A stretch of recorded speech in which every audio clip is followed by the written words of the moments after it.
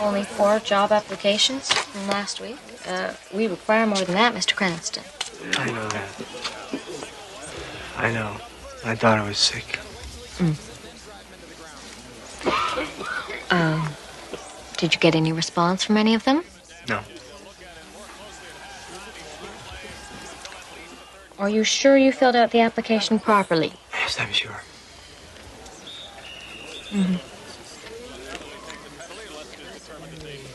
Maybe if you borrowed a nicer coat. Coat? No, it's not the clothes, it's the time. The longer I'm out of work, the harder it is to find someone to hire me. Perhaps you don't understand the purpose of this interview, Mr. Cranston. You know, this shelter has just lost its mortgage, and I have to determine people's eligibility so that I can transfer them. Ma'am, do not... Ma'am, don't you think I'm serious about trying to find work? Do you think I enjoy being broke and living here in this shelter with my family? I work with my hands. I build. I cannot build unless someone hires me. Do you understand? I think we've talked enough. I have other people to interview. Thank you, Mr. Cranston.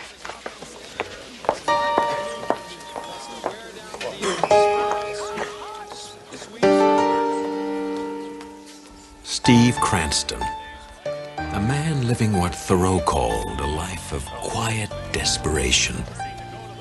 A man once successful, once firmly ensconced in the American dream, only to have it turn into a nightmare.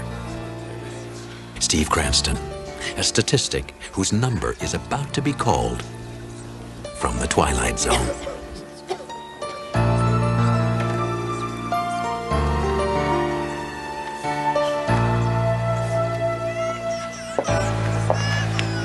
It's okay, Steve. Something's got to break for us. No, maybe it is my fault. Oh, you know better than that. You'll find a job soon. Soon is not going to cut it, Elaine. If I don't find something, we're going to be out in the street. You know they're closing this place down. What about that job program they're starting over in Carsdale? I told you, the job program has been put off for a month. You know how many positions are open? 20. You know how many applications there are? Over 200. Now you tell me what our chances are. What are we gonna do? I don't know. I don't know.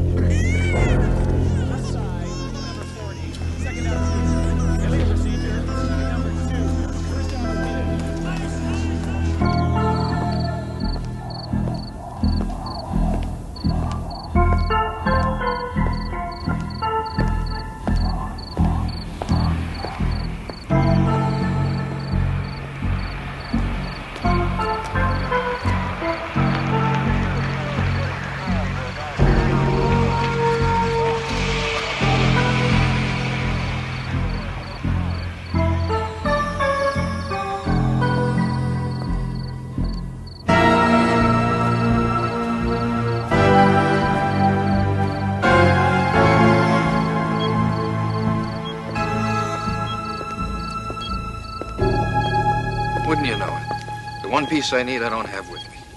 Well, what do you suggest be done in the meantime? Just leave it off tonight. I'll be back in the morning. Leave it off? I mean, do you really think that's such a good idea? Oh, look, I've left the arm light on. Nobody will know the whole system's down unless you tell them, right?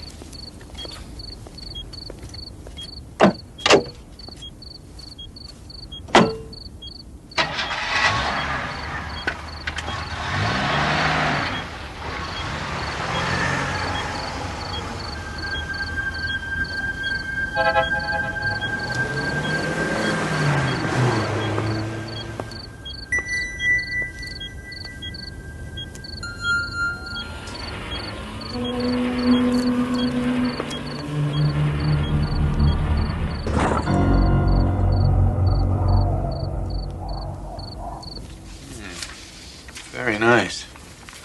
Very nice indeed. You'll notice the growth in the fourth quarter profits in...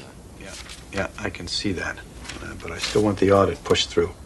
If there's any way we can cut back on expenses, salary, budget, personnel, do it. I have to tell you that there's going to be some opposition. They say they're down to the bone as it is. No.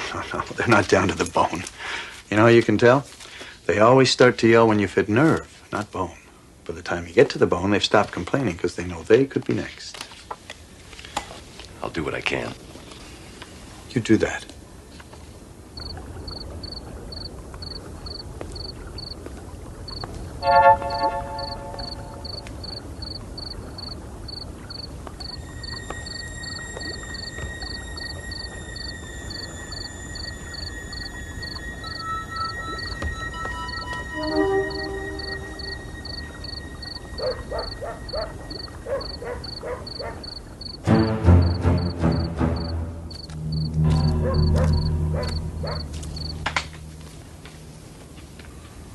Well, I see you're ready to leave. You have that look. It is nearly 10 o'clock. So it is. I'll stop by tomorrow with the potential tax shelters that we discussed, and I urge you to move as quickly as possible to avoid the year-end rush. If it's tomorrow, it's going to have to be in the evening. I'd say around 8:30. 8:30. Something? Nothing. 8:30. Good night.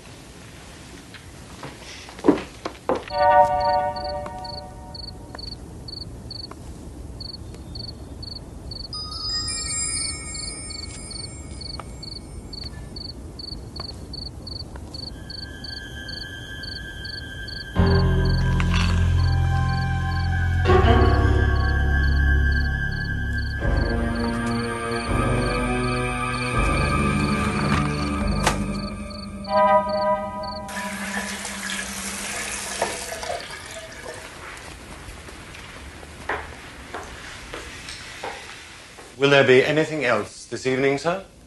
No, I don't think so. I'll do a little reading before I go to bed. Very good, sir.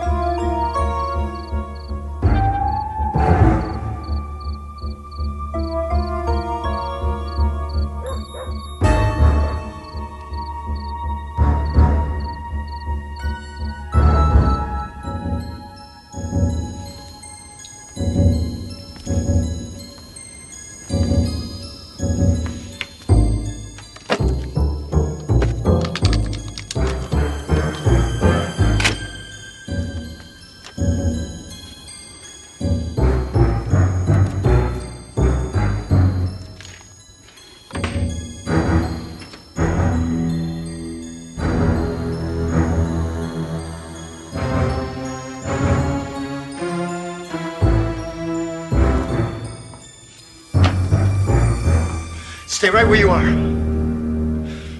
Oh, God.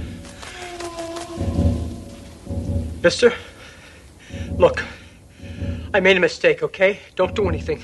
I'll give you back. Don't move! Back up. You don't understand. Back up. What are you gonna do? I'm gonna use the phone and call the cops. That's what I'm gonna do. Back up! No, please don't call the police, mister. Let me explain something. I got a family! You should have thought of that before. Now, don't try anything. I'm not afraid to use this thing.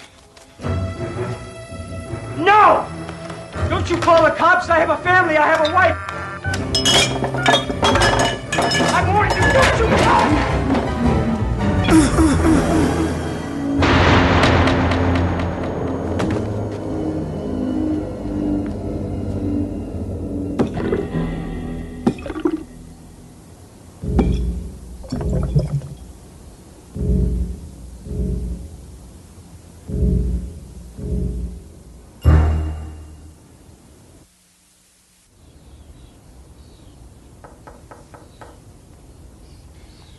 Good morning, sir.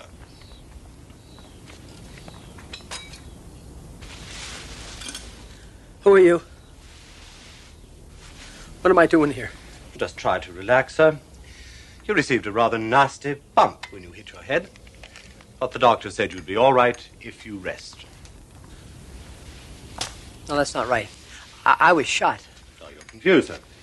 You shot the other man, but the police took him away. What other man? What are you talking about? Mr. Perry, the doctor was most emphatic about your staying in bed.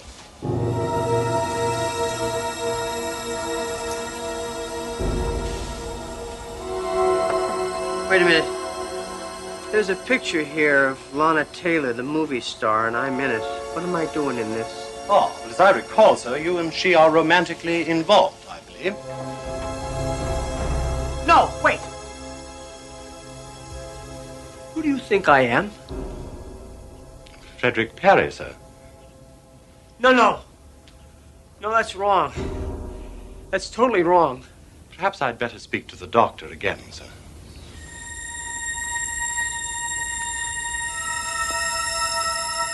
Elaine.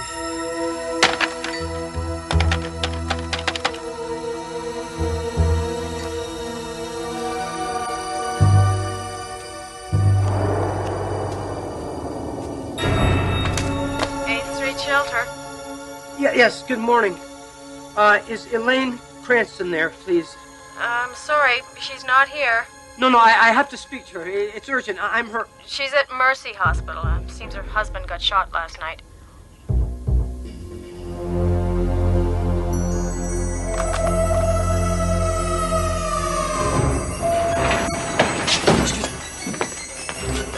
Elaine? She's up! Oh, thank God. Thank God. What are you doing? What's wrong? What are you doing here? Leave me alone. Honey, what's wrong? Don't you recognize me either? Of course she does. You're the bastard who shot her daddy.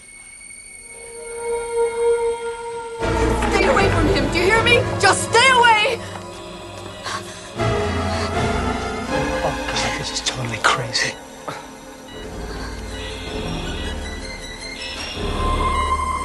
Just because he robbed you was no reason to try and kill him. No, you don't understand. He tried to kill me. He was desperate. We have no money, no place to go after tomorrow. You don't understand. Look, I got all the money we need, babe. I don't know how this... You may not... You can't buy your way out of this, Mr. Perry. Now get out of here. Now get out. Get out of here before I call the police. No, I'll drop the... he'll drop the charges. You don't understand. He's not really...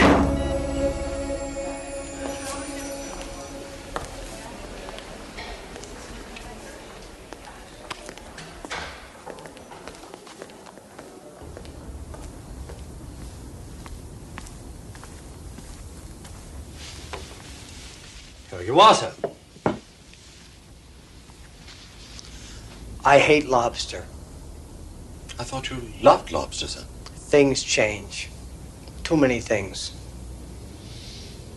I'm sorry. Tell the chef it's swell, I guess. Swell, sir?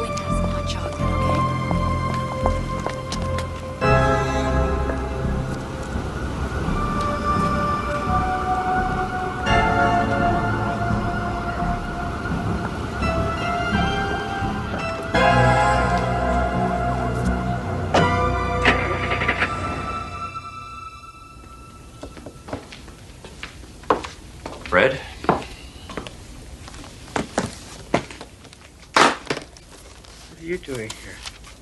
I'm here as you requested. Have some background material on the matters we discussed. And I need a couple of signatures just to get the process going here. Could I see this just for a moment?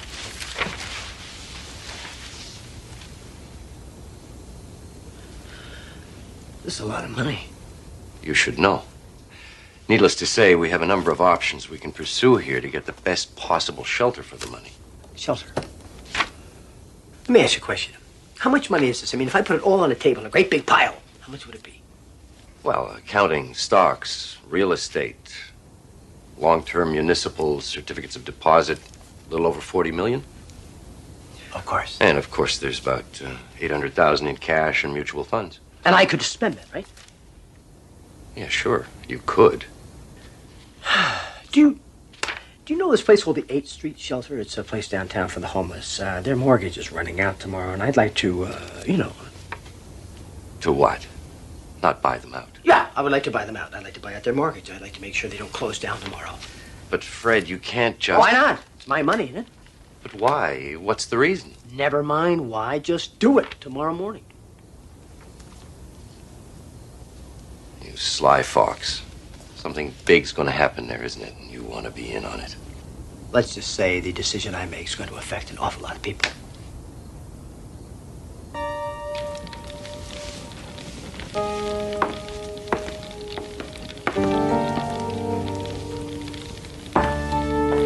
Would there be anything else this evening, Mr. Perry?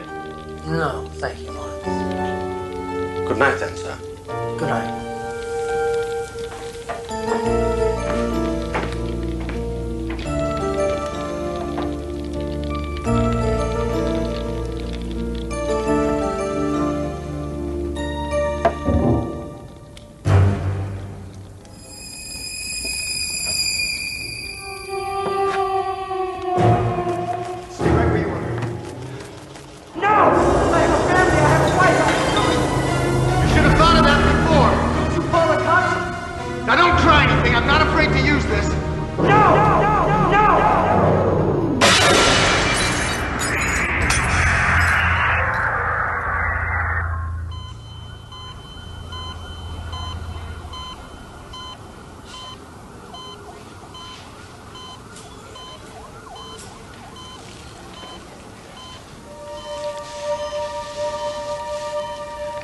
Elaine.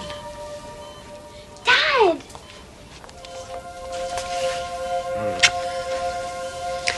Steve. Thank God.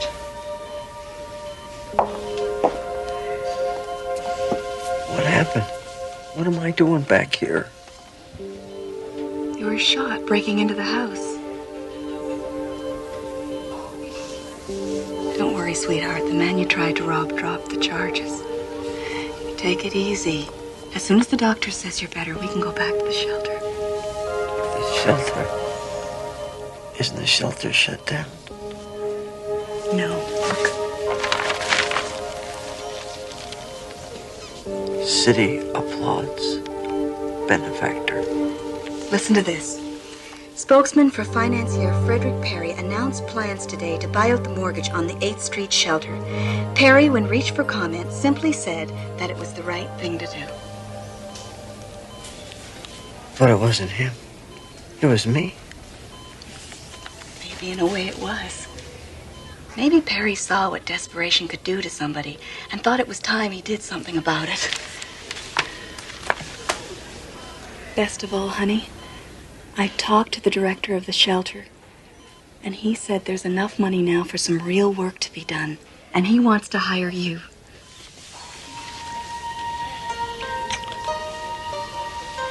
I was so afraid I was going to lose you. I'm just so glad that you're back. So am I. So am I. It has been a time of changes for Steve Cranston, and the hard times are by no means over. But perhaps now the decisions ahead will be a little easier to make. There are no easy answers here or in the Twilight Zone.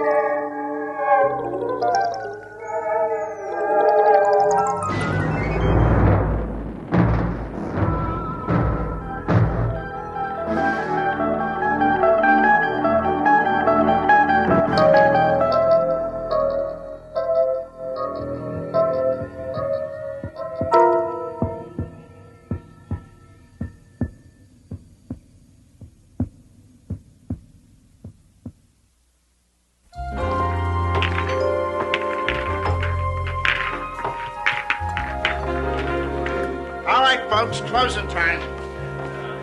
Oh, look at this shot. You'll never sink this in a million years. Guy thinks he's the next Fats Brown. Come on, let's get out of here. Hey, Joe. How come he gets to stay? Because he asks nice. Now get going. I'm off to Mulvaney's. Anybody for a beer? Hey, Jesse.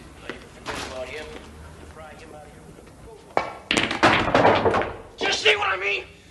See what I mean? An impossible shot, but I made it. The right stuff, the right draw, perfect position. And what do I get? Fats Brown, Fats Brown. Well, I'm sick of it, Fats Brown. I'm the best pool cue on Randolph Street. Me, Jesse Cardiff, and everybody knows it. Fats was good. So he was good. But he's dead. Do you hear me? He's dead. He's been dead for 15 years, but every time I turn around, I hear about him.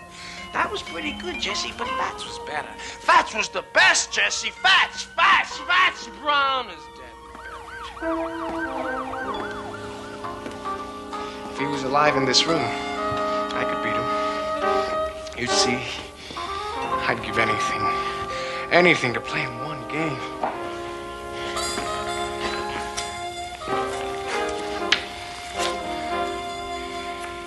I'd show you who's best.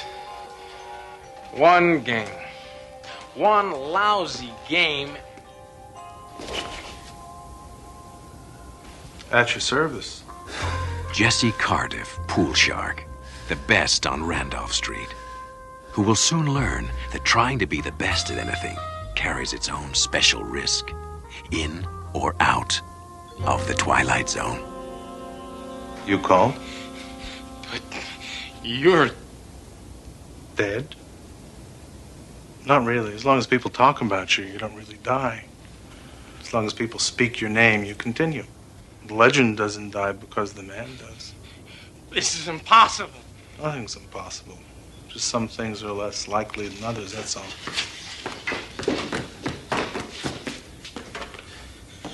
This isn't a rib. You're him. You're James Howard Brown. See, my friends call me Fats. Now, I know it's a shock, but you called me. I didn't call you. I didn't mean that it... It's just a lot of talk. I was only... You like to play with fire, but you don't like to cook. Is that it? You know that you're not as good as you claim to be. You know deep down inside that you're second rate. Hey, hold on. Strictly second rate. What, are you afraid? Look, I come a long way. I don't like to be fooled with. I meet guys like you all the time. A little knack, a little skill, a little style. But when the heat's on, you choke. Excuse me. You've never seen me play. How you know I can't beat you? It is possible, isn't it? Oh, yeah, it's possible. But you ain't gonna do it with your mouth. All right, fat boy, dead or alive. I'll tell you something. You may be some tin god, but I think you're just a big balloon waiting for somebody to put a needle in you. Well, I'm that somebody. And this is a needle. So you play me then? Rack 'em.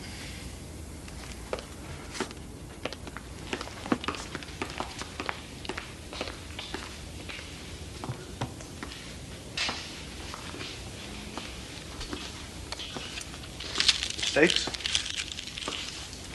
Steaks? Yeah, there's something to make the game a little more interesting. And you're all of it.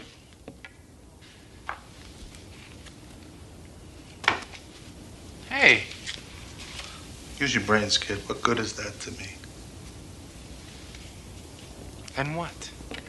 Something to make my long journey worthwhile. Name it. You said that you'd give anything to play with me. Anything? What are you talking about, pal? Just what kind of stakes are you talking about? Life or death. What? You beat me, you live. You lose, you die.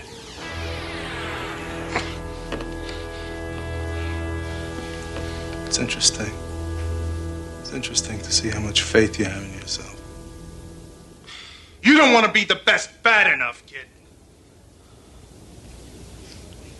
When I was your age, I'd have jumped at the chance. But then again, I wasn't second rate. Hey, hold on. You say I don't want to be the best bad enough? You're wrong. Do you know how many nights I slept on this table? Yeah, I did that. I made a deal with the owner. That way I could practice after the place closed. I haven't seen a movie in years. I haven't read a book. I haven't dated a girl because it would take too much time from this table. That's a lot of talk. You'll never know till you risk everything. Stop pushing! Wait!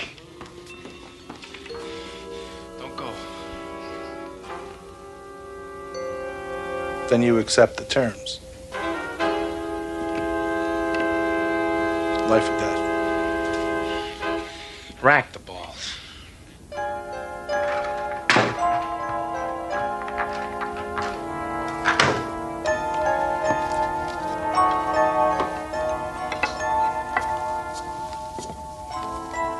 I had this specially made for me in St. Louis. Rock maple, ebony. Cost me $600. I've been making a living from it for about 25 years. What's the name of the game? 9-ball? 8-ball? Rotation. Get out of here. Nobody plays that. I do. What's mine? Not up to it? I'm up to it. I know the rules. 300 points. You toss for that break? Sure. Call it. Tails.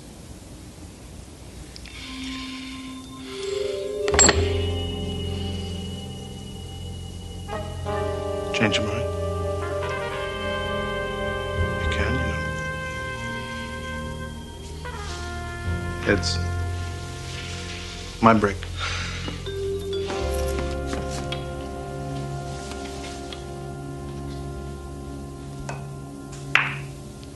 Two balls on the rail. A perfect break. No advantage given. Now it's your turn to scatter the balls.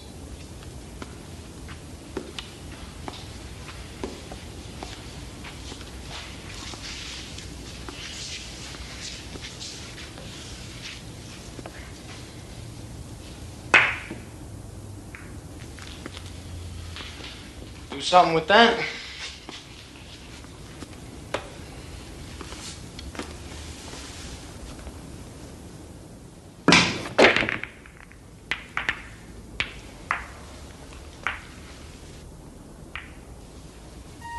Looks like you're sewed up. It'll cost you if you don't connect with the one ball.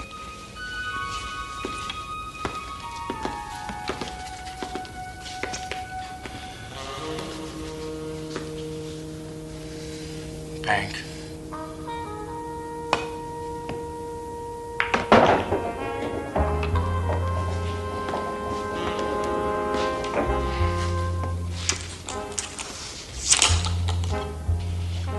Two rails, 2-ball corner pocket.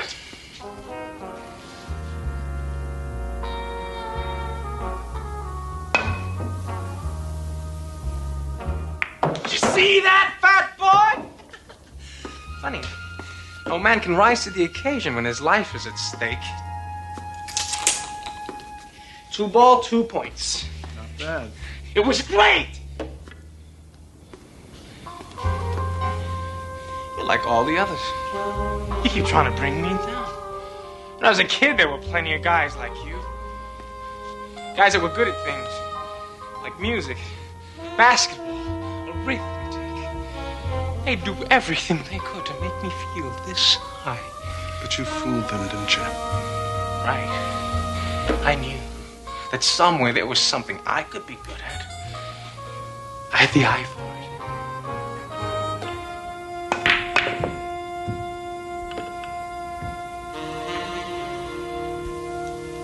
What happened to it?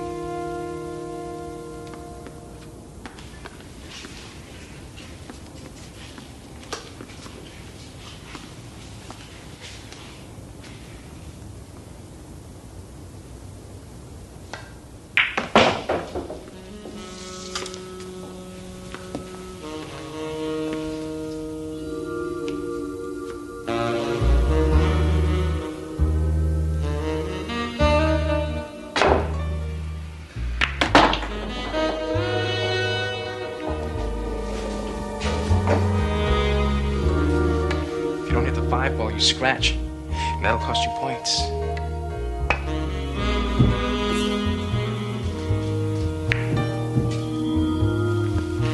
Your shot.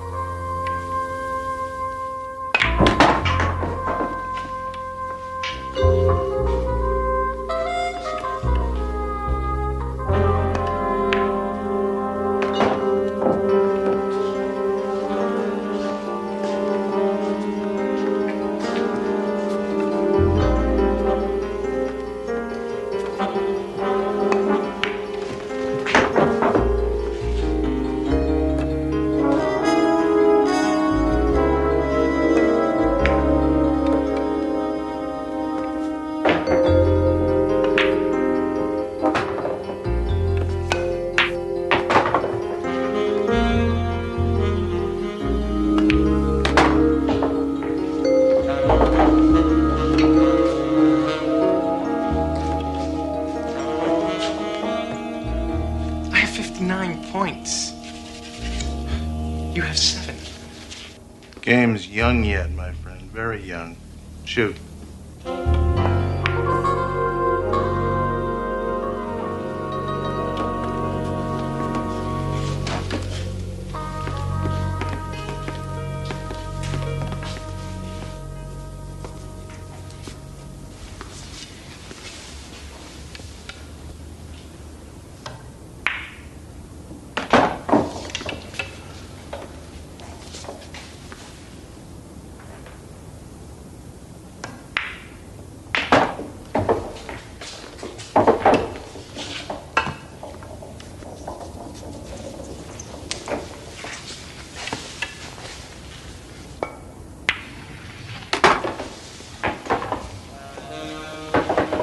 Racking, please.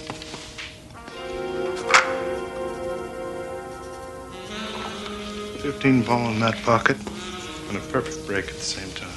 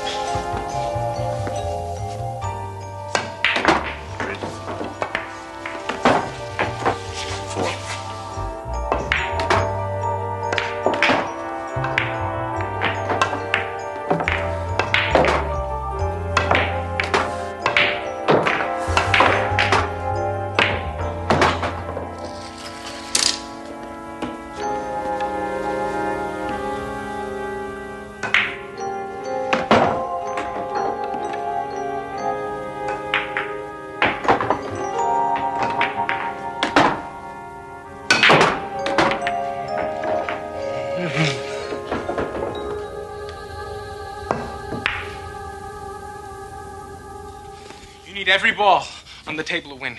I only need one of them. You know, Jesse, there's more to life than this pool hall. I mean, it's not right for you to keep yourself cooped up here like this. I mean, you ought to get out a little more, see what's going on outside. You didn't become the best by sitting on a park bench. You spent plenty of time with a cue in your hands. Yeah, of course I did, but I still had a life. I mean, I've been to places where they never even heard of pool. I know. I don't look the part, but I've made love. I've watched sunsets. I've swam in the ocean. And when I think of all the beautiful things that there are to do in this world, it hurts me to see you rotting away. Because that's what you're doing. You're rotting in this dark room. You're lying. You're trying to distract me. That's low.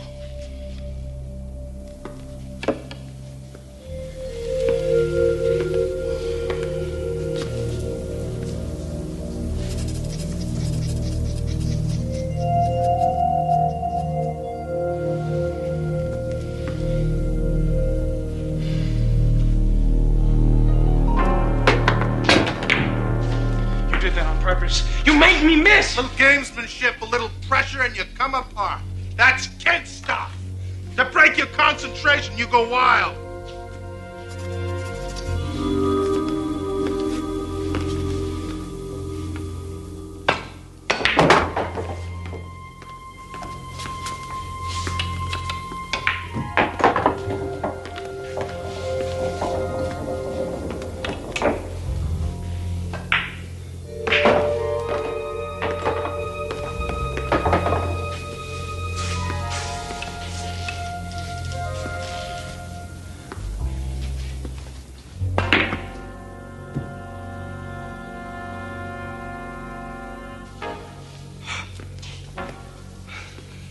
That's it.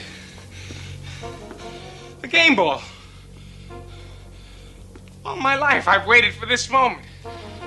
Sink it, and I beat you. I become the greatest. If you sink it. You're sweating. Why are you nervous? For reasons you probably wouldn't understand. Oh, I understand. It means a lot, doesn't it? Even to a dead man. To have your name up there as the unbeatable champion of all time. Well, it carries a certain satisfaction, yes. I'll give you a shot at my crown, Jesse. But only if you're willing to stake your life on the game. Couldn't be just a friendly game, could it? Well, I take him as I get him. It's not just a friendly game to you. It's a life or death thing. So I acted accordingly. You see, the champions and the legends serve a purpose. They're an incentive. They're a challenge. I don't need no challenge. Everybody needs a challenge. The great musicians, they're better. They're better because of Bach. They're better because of Beethoven, Mozart. See, I'm just a pool player. But I'm the best. You were the best.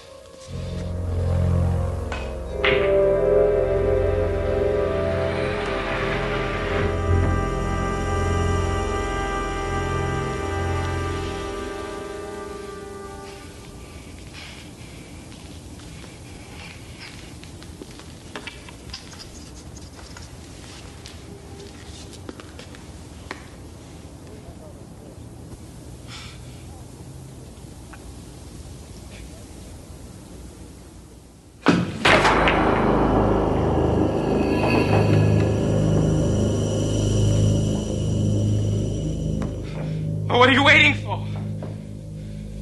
Get it over with. You said life or death.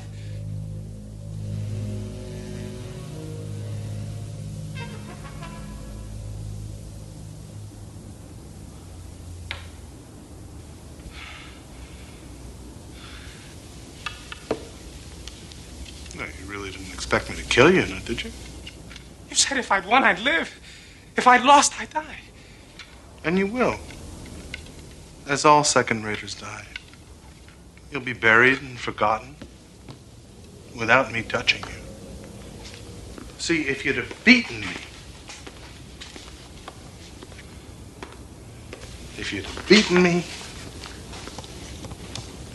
beaten me, you would have lived forever. You tricked me. No. No, you just have to be tested under pressure, that's all. Any man can be a marksman if the target doesn't shoot back.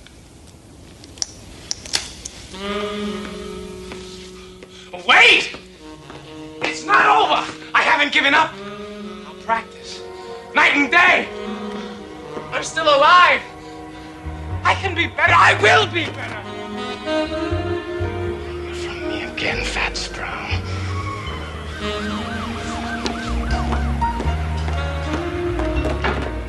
Lives of great men all remind us we can make our lives sublime, and departing, leave behind us footprints on the sands of time, on the earth as we know it, and in the Twilight Zone.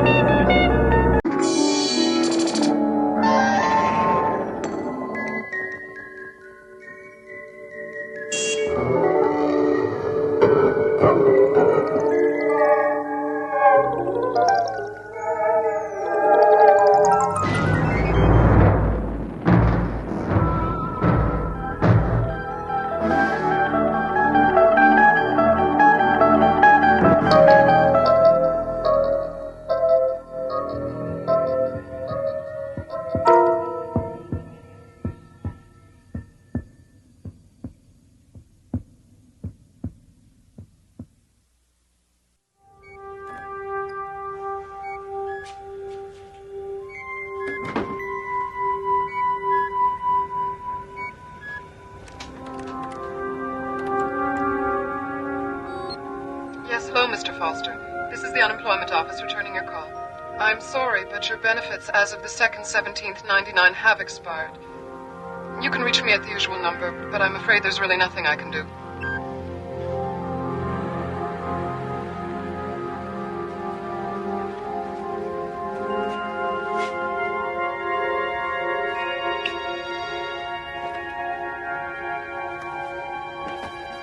The year is 1999.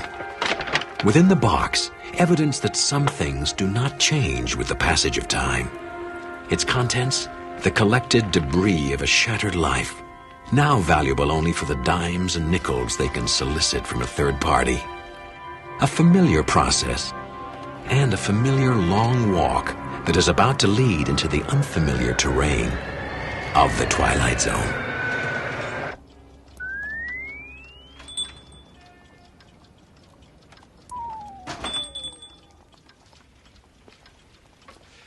Yes, sir. Something I can help you with? Well, I'm afraid I'm not buying. Selling then. Yeah. Bring it over here. Let's see what you got.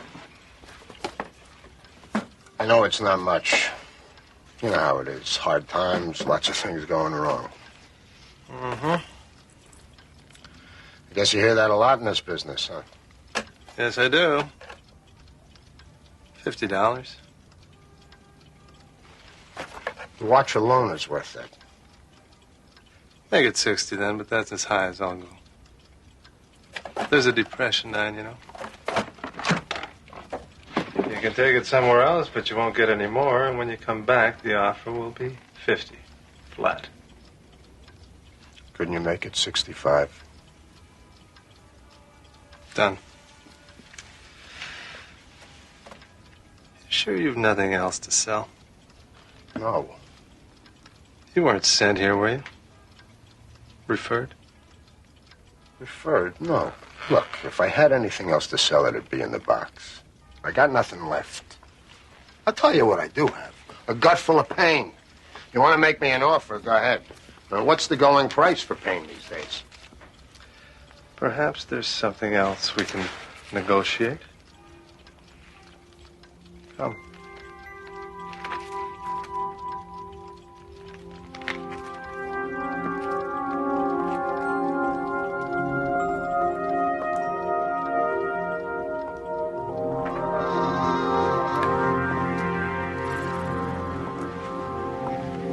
You're familiar, I trust, with memory dipping? Only what I read in the papers. Seems to be the big trend these days, renting people's memories. Yes, it's become quite popular among those able to afford it. The usual practice is to scan a subject's memories and copy them onto a computer chip. You can take a skier, copy his memory of his best race, and by plugging into that, you can experience what he felt. His feelings, his thoughts, the way the snow felt under his skis, the roar of the crowd at the finish line. A fascinating concept, is it not, Mr. Foster? Mr. Foster. Unfortunately, copied memories are not as vivid as some might like. It's like seeing a video that's been dubbed too many times. The color is washed out. The experience less than 100% real. So, a market has developed for connoisseurs looking to sample a far more intense experience. For that, they require not dubbing, but direct transference. We go in electronically and slice away memories. A minute, an hour, a year. We can remove these memories and store them for use by others. And the experience is quite painless, of course. And illegal. Eminently. And the wonder of it all is the product is not a distortion of reality. It is reality distilled. For those who buy, the risk is quite worthwhile. As for those who sell, the rewards are quite reasonable. How much would I get? Depends on what we can find. I've never really done anything special. Unnecessary. Look at the soap operas, Mr. Foster.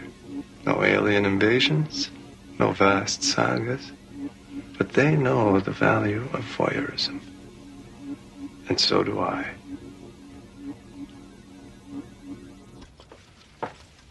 Well, I'll have to think about it. Of course, of course. Wouldn't have it any other way. Do think about it. And while you're thinking about it, think on this. What have your memories done for you lately, Mr. Foster?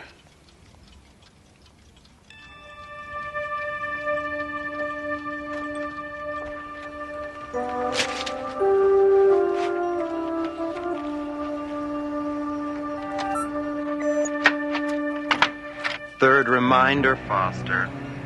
In case you've forgotten, the rent's due the 1st of every month. Today is the 6th. Either I get the rent from you by tomorrow, or I'm throwing you out. Am I clear? Have a nice day.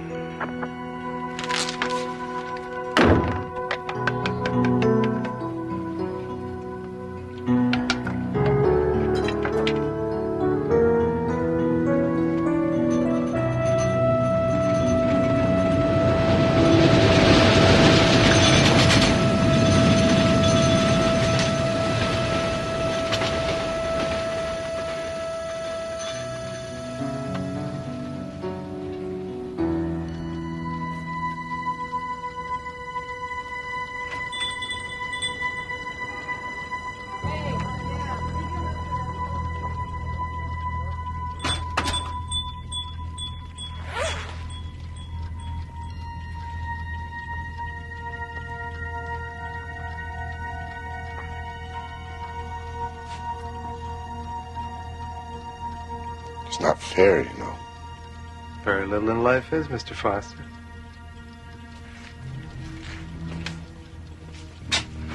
I've just had a very good offer from a fellow who collects high school graduations.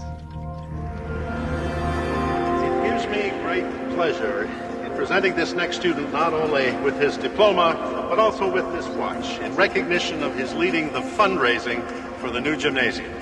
Congratulations, Simon Foster. Mr. Foster? Mr. Foster? Mr. Foster?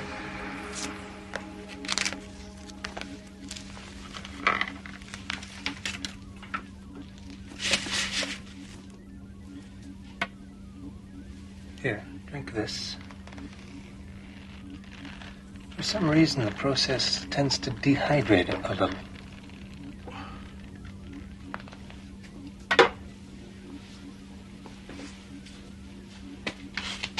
A perfect transfer? How do you feel? I don't feel any different. Of course not. But now there's just a tiny gap in your memory. Just so. Everything between 8 o'clock in the morning and 8 o'clock in the evening of the day in question. 12 hours. Poof. Gone. And are you any the less for it? No. In fact, I would dare say you are quite the richer for it. Well, good doing business with you, Mr. Foster. Next time... No, there's not going to be next time. I just needed enough to get ahead a little, that's all.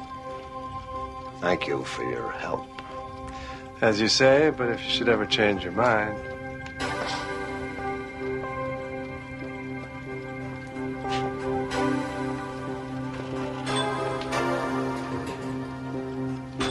Be seeing you, Mr. Foster.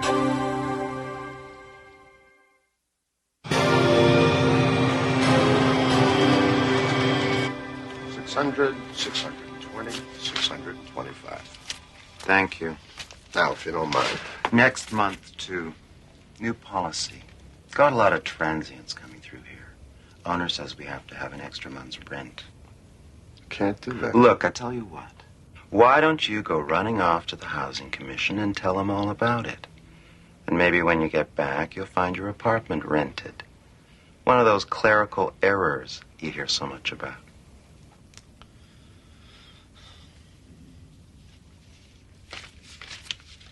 I'm sorry, Mr. Foster, but there are no openings in your area.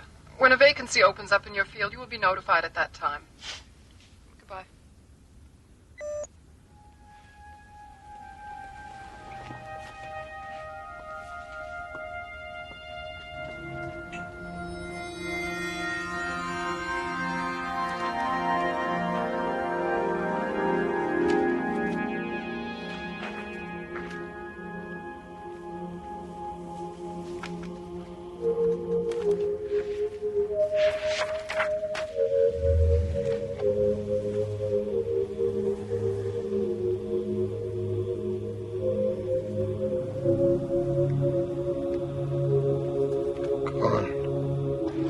You're in luck, Mr. Foster. I just got a call from someone interested in buying birthdays.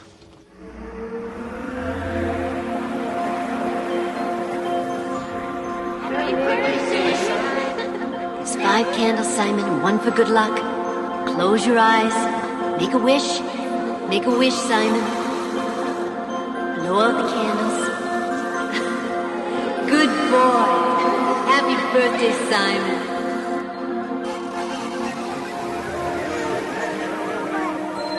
Darling, look at Simon.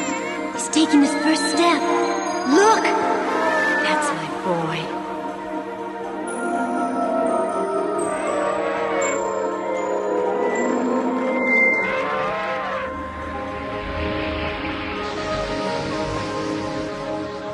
I just wanted to say, you're a great dancer. Thank you. It was very nice. I have to go inside now, but I'll never forget this.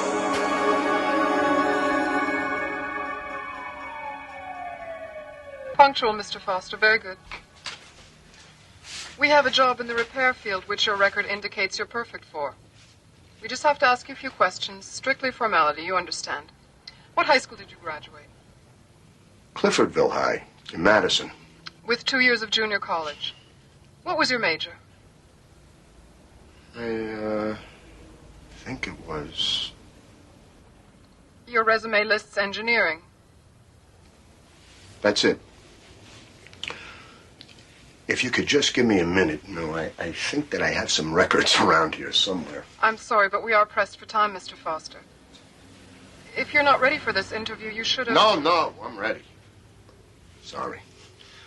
Go on.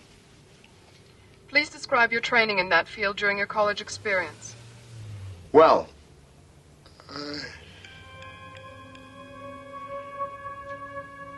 I require specifics, Mr. Foster.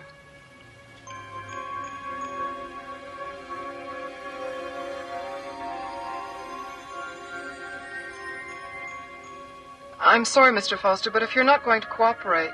Wait, please. It's difficult sometimes. It's difficult for us all, Mr. Foster. The unemployment rate is 32% as of this Monday, and there are many applicants who are looking for this job. Wait, please. If you just give me a chance. Please resubmit your application to Central Processing. Good day, Mr. Foster. You can't do this to me! Come back here! Come back, damn you!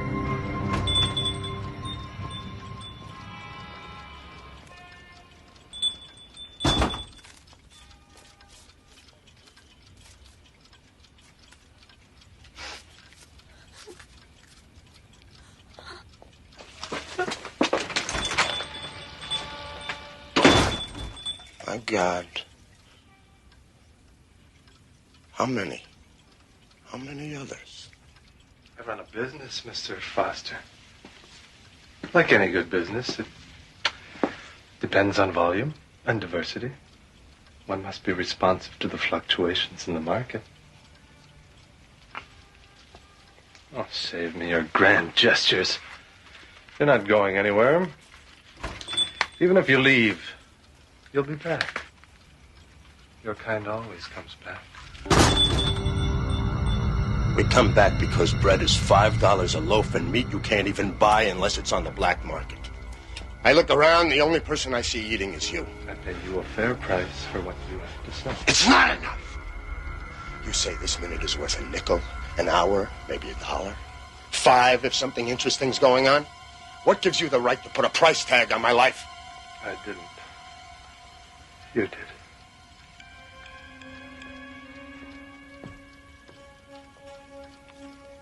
Yeah. I did, didn't I?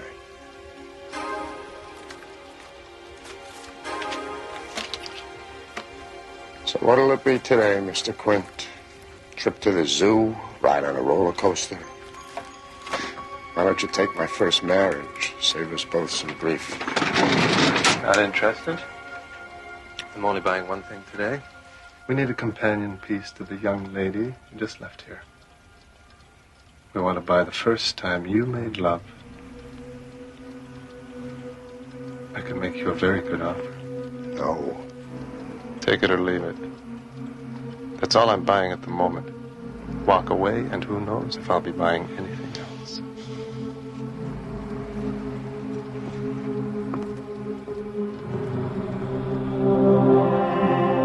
Tell me. Just tell me you love me. It's not silly. Just tell me you love me. Always. Forever and ever.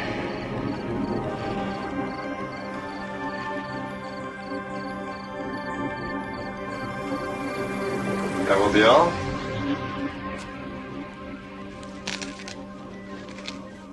I said that will be all, Mr. Foster. It's over. You can go now. Your payment is on the counter.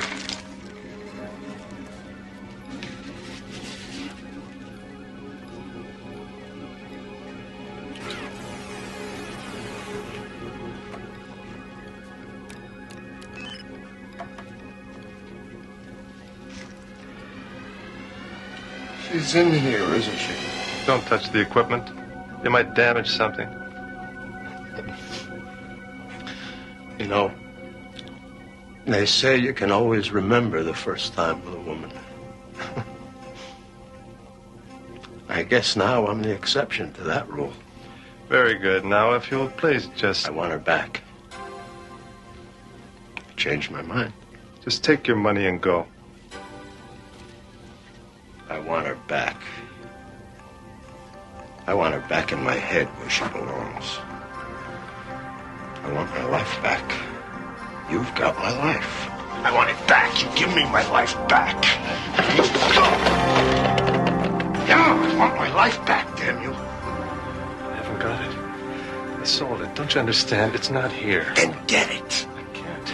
Well, I suggest you try, because right now I don't have anything much to lose. I want a life. I want to be whole again.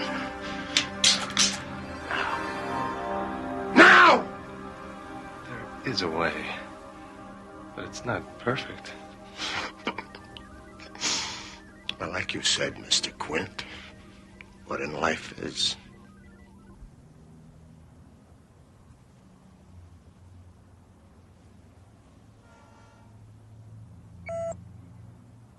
We received your new application, Mr. Foster.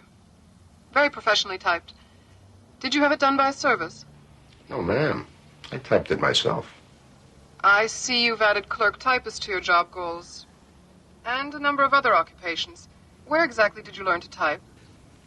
I had 3 years of typing at Sorworth College. It's all on the resume. But Sorworth was a women-only college at that time. How do you explain this? I graduated college on June 12th, on the year shown. And then I graduated college again on July 1st of the following year. I attended and graduated Lenox High School, also Chula Vista High School. Mr. Foster. That was shortly after my return from London. Did I tell you I have 2 children? I remember when they were born. It was such a moving time for me, being an only child. I remember my 5th birthday. My brother and my sister helped make the decorations. Mr. Foster. But, of course, the credentials are what's at issue here. I should also mention that my German is quite fluent. I spent most of the last year in Vienna, and I worked as a translator and a secretary and a bus driver. And I interned at the Institut de Neurologica. Prior to that... Exit Simon Foster. a patchwork collection of lost dreams held together by the stolen memories of strangers. A man who discovered that we truly are the sum of our parts. Mr. Simon Foster, a very special resident of the Twilight Zone. Those were such wonderful times. I remember them so well.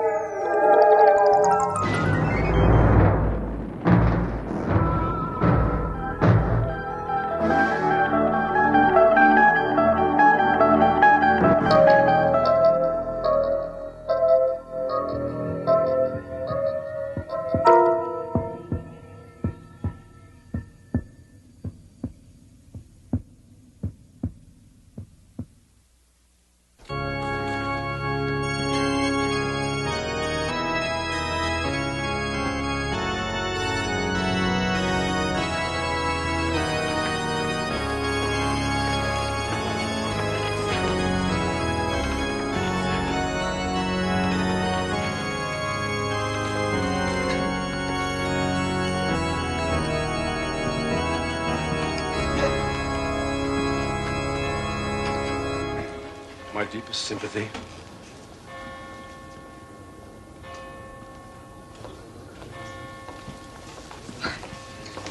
A lovely service. Terrible loss. Yes. Are you related to the deceased? No, not at all. Oh, a friend of the family then. No, actually, I don't know anyone here. They're all strangers to me. But it was still a very lovely service. Barbara LeMay, the woman in black, out of place in a world of colors and sounds and life. A woman caught between fascination and something more profound and less earthly. Barbara LeMay, with one foot in the grave, the other firmly planted in the Twilight Zone. As I was saying, a lovely service. There must have been at least 150 people there. They had a reception afterwards, and they served the most delicious finger sandwiches. So, who was the service for? I didn't know we knew anyone who had died. I'm not certain. You know how I am with names. You mean you... Mother, you have got to stop going to funerals for people you don't even know. Why? Well, because it's wrong, that's all. They had white roses. Oh, you should have seen them. White roses tied with tiny red ribbons. Silk, I think they were. One for each year. There was music. And there were such words spoken. Such love. When I go, I think I would very much want a service like that. Would you see to it, dear? Mother, will you please stop it? You know I don't like to hear you talk like this. Jason, these things happen. We hate to think about them. No. You don't hate to think about them. You love to think about them. Mother, why is it every time I see you, every other word is death?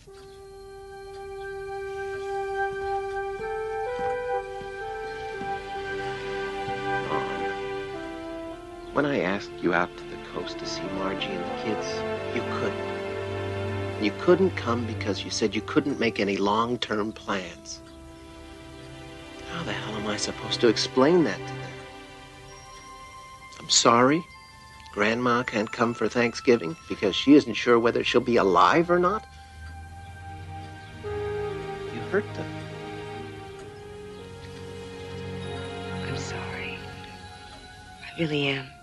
I know. I just wish you'd stop all this. Let some light in here. Get some air. Mother, this obsession of yours is not good. It's not healthy. It's morbid.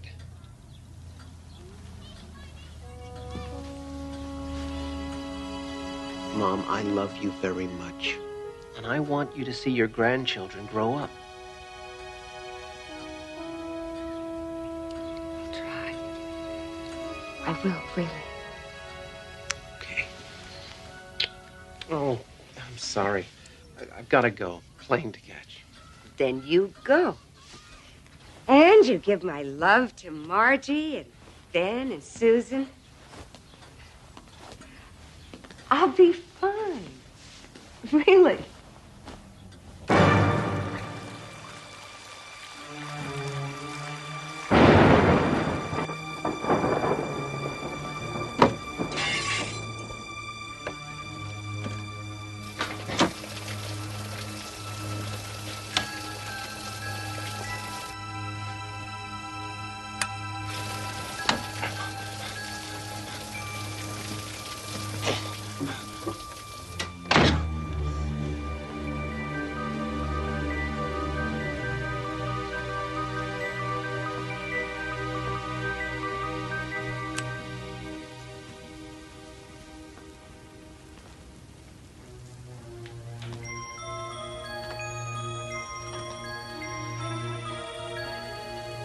Hello? Is anyone there?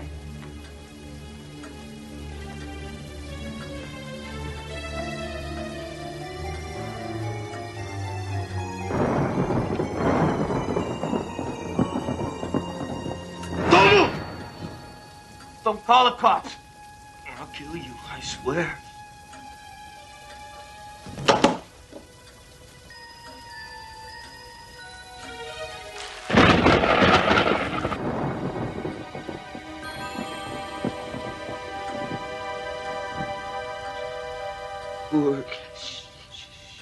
Don't try to talk. I did what I could, but I think it's bad. I better call the hospital. No. Don't want to die in no hospital. I'm dying, ain't I? I'm not an expert. But yes, I think you are dying. While you were out, I turned on the radio. They mentioned a robbery at an all-night liquor store. $27 and change. Ain't that something? I'll get you some water. No. Please. Don't worry. I won't leave you alone. I understand. Perhaps better than you know. I'll wait with you. We'll both wait together.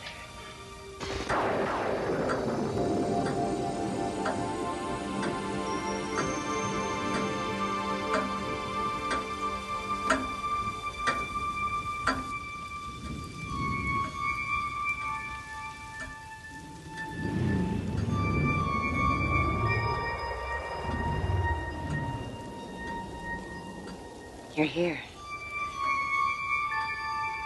aren't you?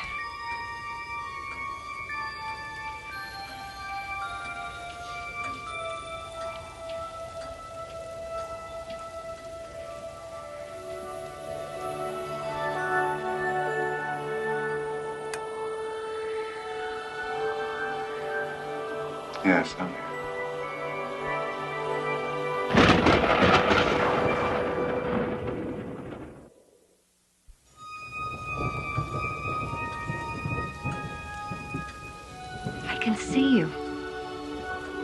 Are you surprised?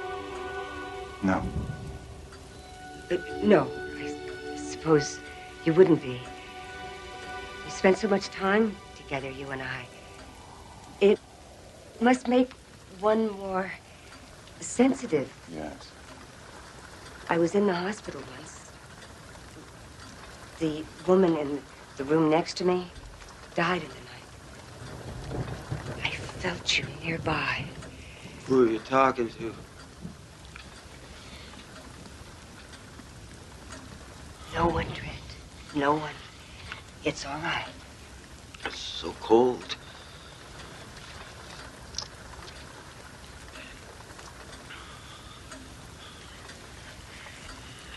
He can't see you. I won't exist for him until it's time. Where do you take us? To a better place? Sometimes.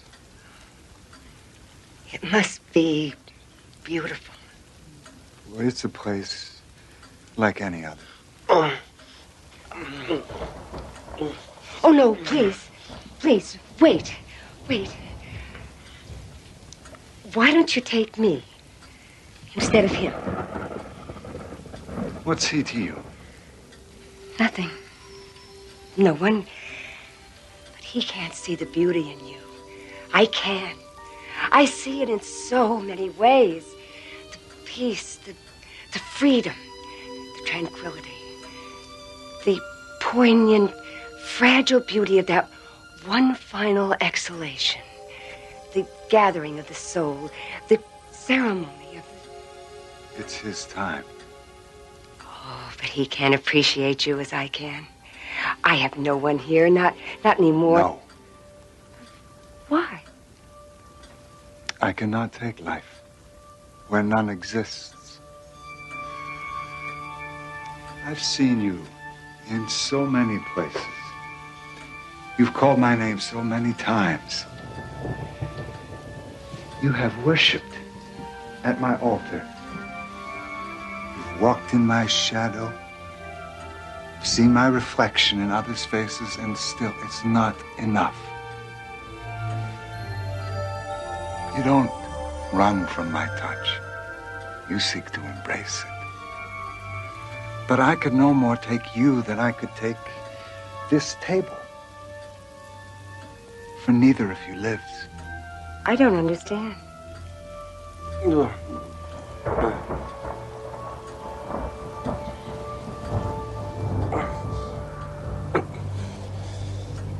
See how he resists me. Even now, clings to life. For in each second is the possibility of joy, however often defeated. Even now, this close to me, he's more alive than you. I bring you peace, sleep. Don't be afraid. For I alone will never leave you.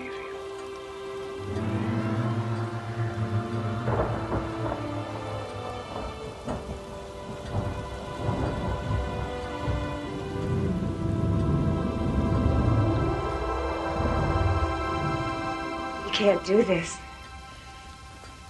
You can't just leave.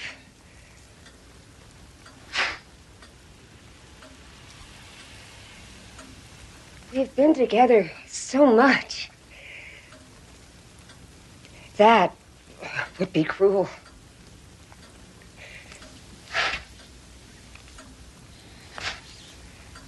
What do you want me to do? Go and feed the pigeons in the park? Is that living? I don't have anyone. Don't you understand? My son, he doesn't need me anymore. Everyone I knew is gone. My husband, my friends. They're with you. You took them away from me, and now you won't even take me. Why? Why? Am I not good enough? Am I not enough.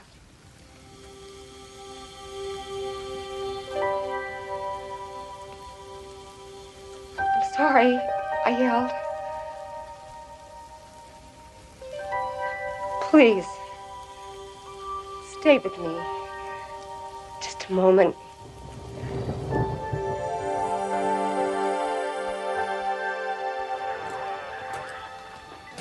You've got a lot of courage, Mrs. LeMay. Dead phone or not, most folks would have been out of here in a second as soon as he fell. He was harmless. He was in pain. Oh, not anymore. Guess that's what they say, isn't it? The only two constants being death and taxes? Not always.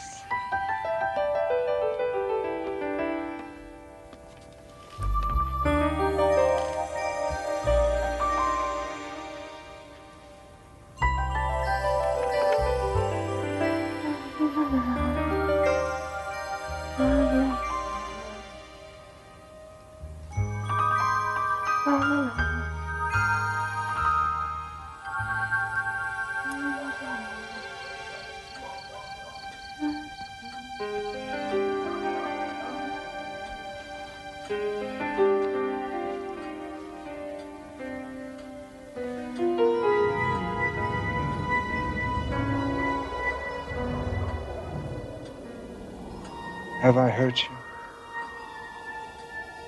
No. Yes. How? It wasn't my intention. No, it never is. But asking myself the same question. It's just that one by one, everyone I knew went away. They went with you. I suppose, in my funny way, I became jealous. You took them away, and if I couldn't have them, then I wanted you too. So I began spending all of my time thinking about you. And I started to see why they went with you. It was their time. I suppose it was. But there was more to it than that. I saw it in their faces after they had seen you. No more pain, no more weariness, no sadness, no loss, only peace. In the end, you're all we have, aren't you? When my husband was dying, he suffered so much. And I couldn't do anything to help him. But you did. I remember. I think it was then that I began to feel love for you.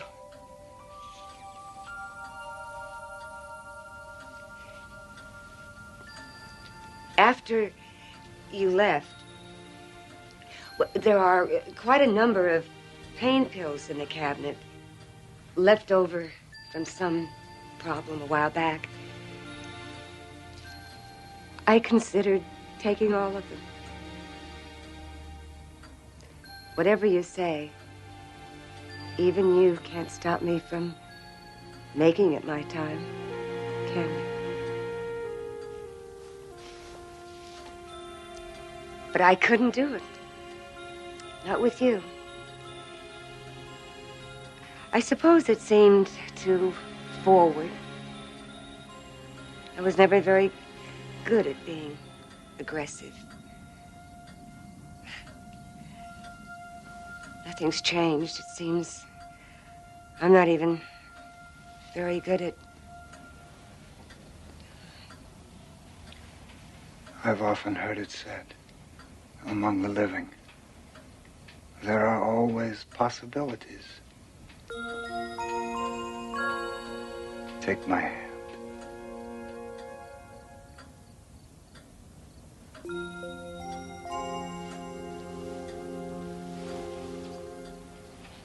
Now, in this last moment, Are you afraid of me? Oh, no.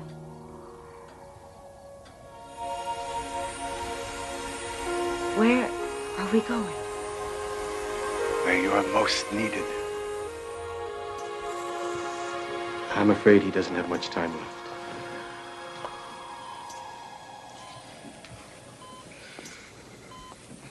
Is it dark in here?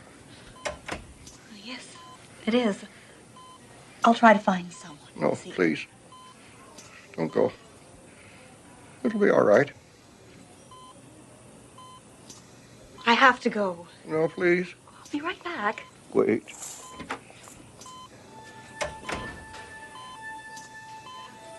Better.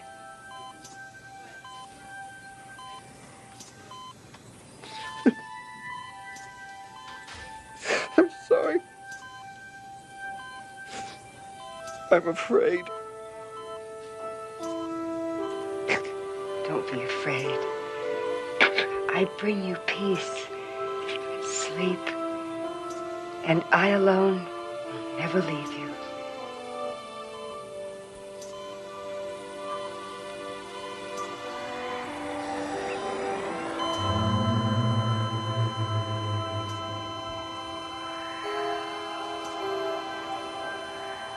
Oh, you did fine.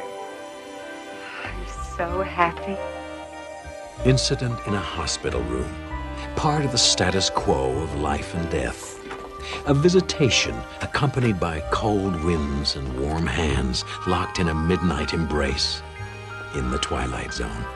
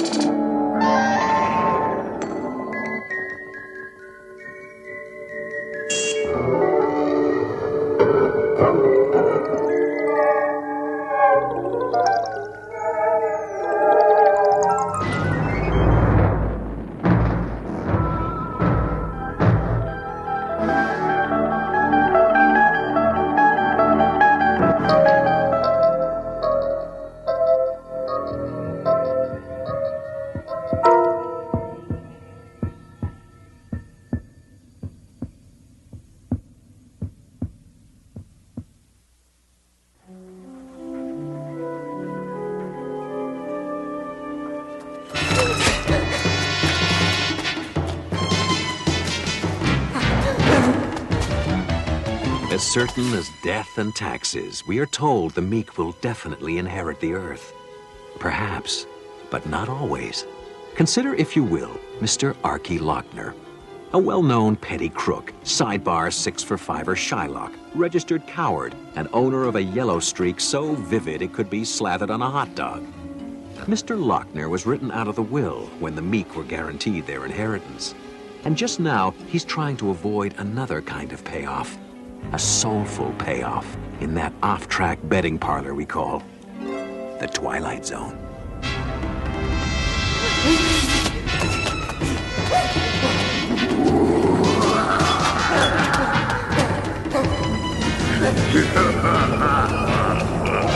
Cease your flight, you four-flushing fishfire!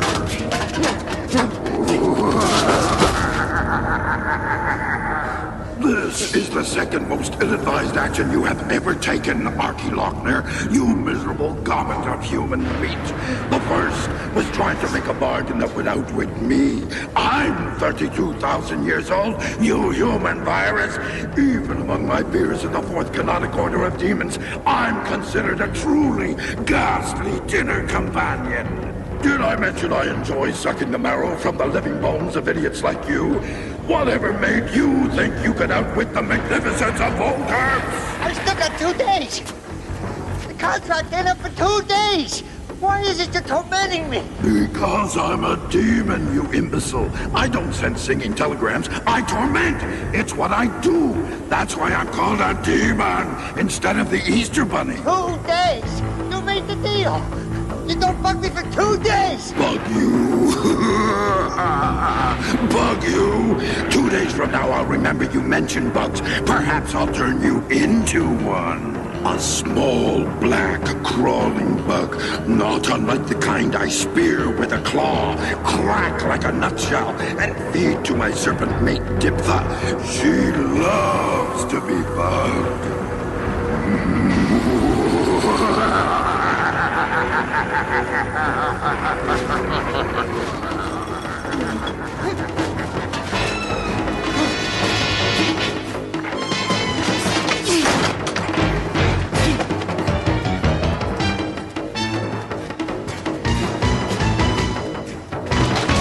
You gotta help me. You gotta save me. My life is in your hands. It's gonna turn me into a bug, a thing that crawls, and then it's gonna eat me. No.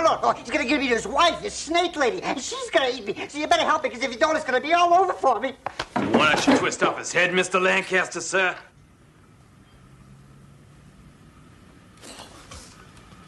I perceive that you must be seriously deranged to burst in here unannounced, Archie, with half my boys looking for you.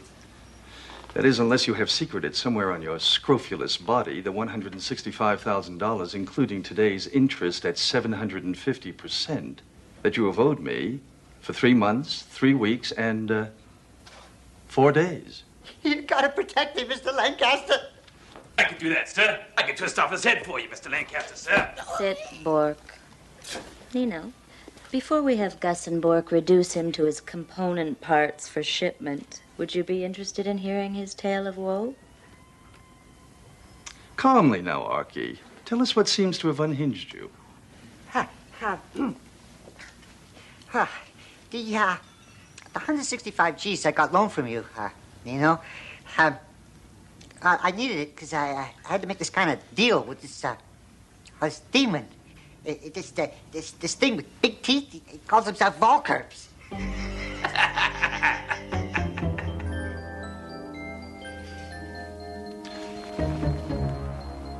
A supernatural being. Yeah, you got it. A creature of Stygian darkness, a denizen of the nether reaches, a monster from some nameless plane of witchcraft and horror. Yeah, you got it.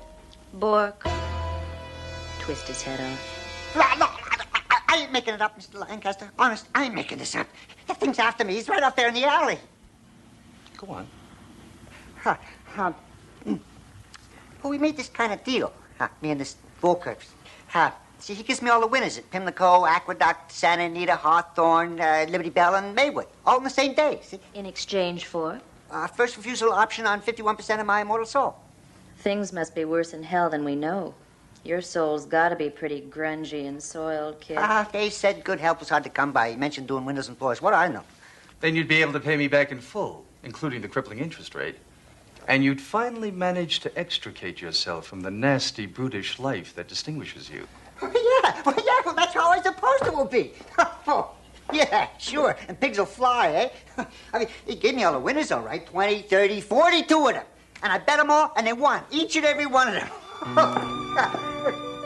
Except a few of them, they had strokes, and they died as they crossed the finish line. And a bunch of them got disqualified because it was full of dope. And 11 of them got scratched for bumping in the stretch. And on and on and on like that. Oh, sure. They all came in first, all right. And I lost every cent I got for you, Mr. Lancaster. And that's why I've been ducking your collectors. And that's why this Mr. Volkerps is going to come and take me away and eat me if you don't protect me.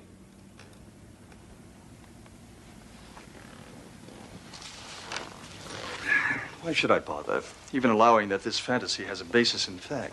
Well, $165,000 plus the interest for 4 months, including next week.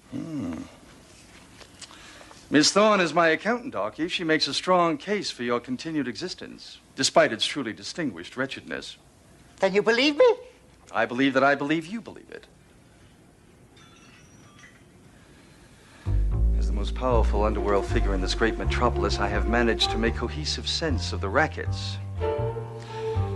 Now I grow bored. Ennui fills my days and nights.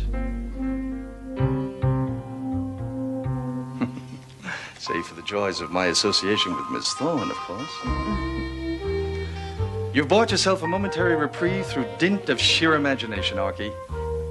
I won't have Gus and Bork dissect you. I will assist you.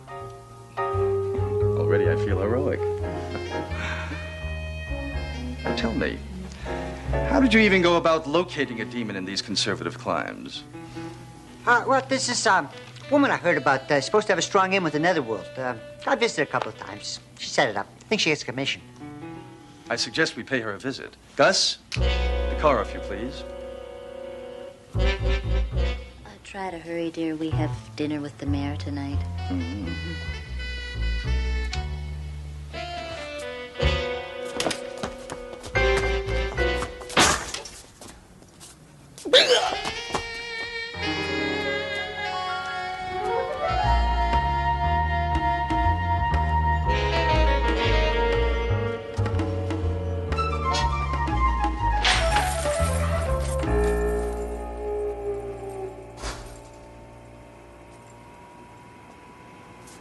You are the impressive Cassandra Fishbein, trafficker in the black arts? I'm a beautician, beauty technician, and cosmetologist. I got a license. Miss Fishbein, my name is Nino Lancaster. I'm a business associate of Mr. Lochner here. He advises me you served as a go-between, amanuensis, amicus curiae, for him and a, personage named Valkerps. I'm calling a cop. Probably not. Very likely in my employ in any case. I ask your assistance voluntarily. Or perhaps I could ask my employee, Mr. Chaucer, to persuade you. Hey, who the hell are you? Look, I'm just a poor businesswoman trying to make an honest buck in a world of kids hot for purple hair and shaved heads. Ah, yes, business. Have you ever considered the range of unexpected tragedies that could befall an unwary coiffeuse, whose insurance premiums, no matter how exorbitant, would not cover the mysterious mixing of DDT with her shampoos? Or the inconvenience resulting from perhaps, all of a sudden, the truckers who schlep said wares from the distributors decide they've lost the bills of lading, and said goods wind up in Beirut? Or the constituted authorities suddenly get it into their heads to toss the businesswoman's apartment for illegal and noxious substances, which would, I'm sure, result in said authorities discovering nickel bags of such vegetation and powders stuck down in the pillows of a sofa? Pardon my complex syntax, but I imagine you get my drift. Well, yeah, I set it up for this guy, but I'm just sort of a clearinghouse for a select few demons and soul traders of a very high quality. There's this quota of souls they have to make each year just to stay in good with the boss, and I'm sort of a canvasser, a scout, to steer likely prospects. Excellent. Here, you will set up a meeting with Mr. Valkerps for us. When? Now. You're out of your mind. This Valkerps has a very ugly personality. He'd think I'd turn him. Are you trying to get me snuffed? Have you ever considered how cold and uncomfortable it is being hung upside down on a meat hook in a freezer?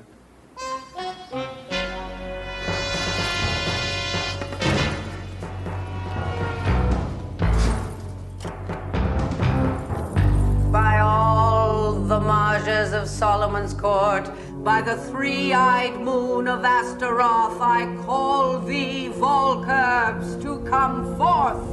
Cassandra, I smell betrayal. No, honestly, they made me call you. Get him. Do it, almighty Valkerps. Waste him. First things first, Cassandra. The little rat human, he has 2 days. But you...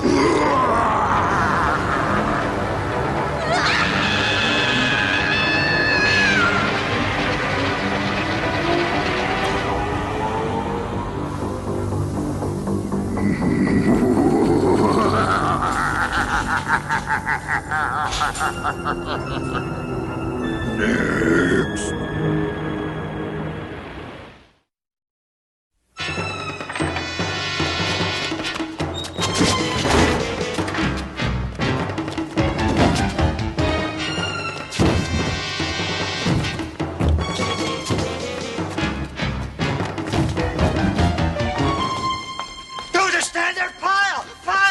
What happened?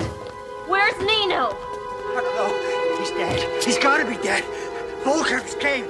Big. He was big and right there. He came straight from hell. He still stunk of rotten eggs. You left him? You ran? He ran like hell. The thing just fricasseed the woman. Hit her with some kind of laser. It turned her into ashes like an old cigar. Oh, my God, Nino! Nino! All right. That means we have to consolidate our interests.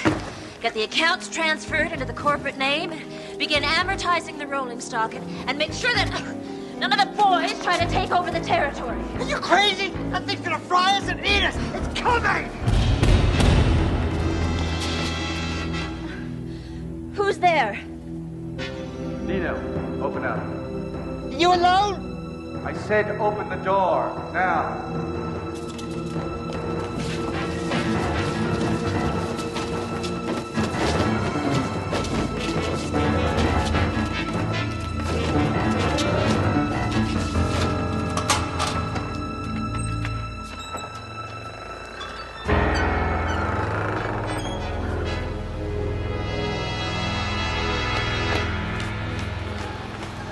Nino, honey, what happened?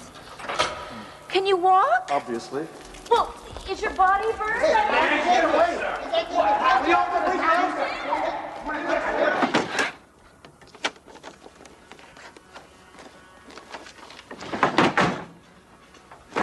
This is going to be a little more difficult than I thought. I'm doomed. If you can't take him, what chance have I got? I didn't say it was impossible. I said it was going to be a little more difficult than at first I thought. How'd she get away? I dazzled him with fancy footwork. Okay, let's get to it. Gus, Bork, go see Nuncio at the docks. Have him talk to our people at the ship fitting operation. Get me 100 gallons of lead paint. What color, boss? Doesn't matter. Well, it comes in battleship gray, you know, which is like your standard color. Maybe we can get him to mix up a special batch in some nice pastel. Quiet!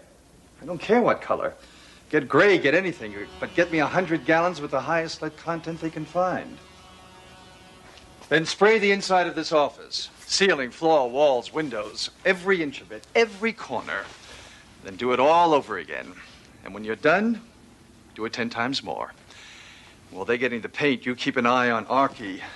I've got a long trip ahead of me. Hey, wait a minute. You can't just go and leave me here. Where you going? Where's he going? Some things you don't want to know.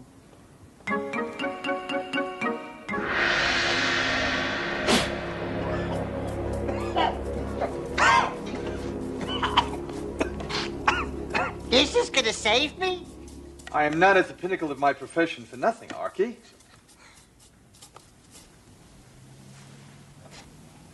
We have to wait till midnight. He'll come at midnight. Anybody who wants to go, do it now. Not you, Archie.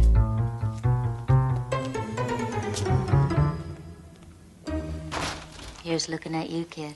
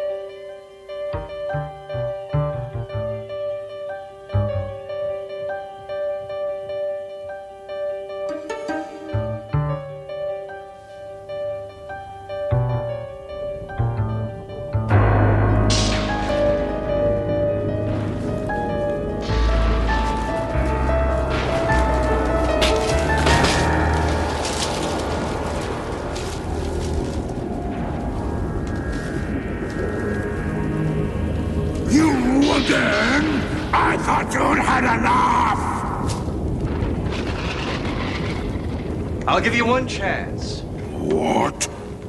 Cancel the contract with Archie. Give him about $1 million to make up for what he lost at the track. Go slime back to your pit, and I won't kick the crap out of you.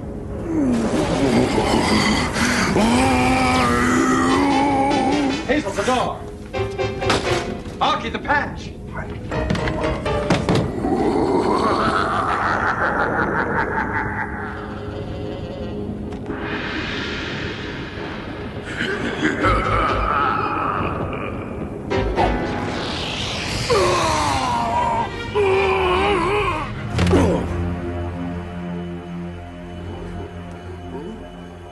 I'm bleeding. I'm actually losing pus, ichor, and lovely slime.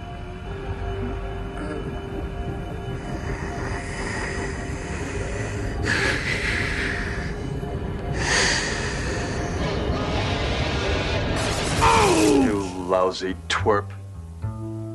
Enough is enough.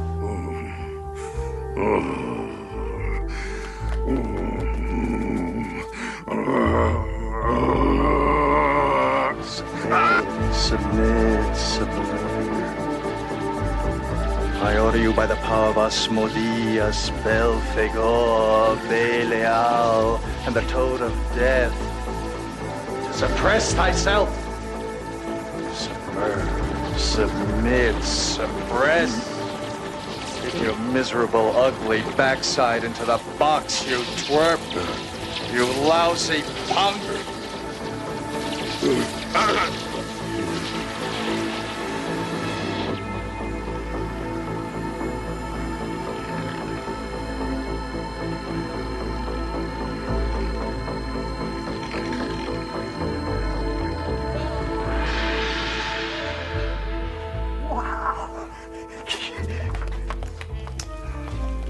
I've had some small experience in these matters. Is that how you got away from him in the beauty shop? Mm-hmm. He got me a little, but he couldn't get me very much. I'll get you. I'll rend you. I'll savage you. I'll shred you. I'll suck your bones dry as death. Listen, punk. You think you're the first slug from hell, all puffed up with hot air, who ever tried to muscle in on my operation? If you're wondering how I beat you, look around in there. You're small potatoes. Papa? Papa, what are you doing in here? You idiot. Oh, I knew I shouldn't have left the family business in your inept claws. You're a fool. Like father, like son. You saved me. You saved me. Yeah, I saved you. Now all you gotta do is make a deal with me. Business, Arky, is strictly business.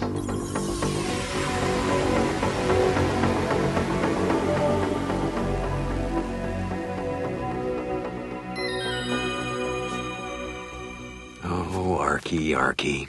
Poor Mr. Lochner. In that magical, mystical bookie parlor we call the Twilight Zone, there's an old, very old saying. Making a deal with a demon is seriously crazy. But making a deal with the master of demons, well, that's crazy as a soup sandwich.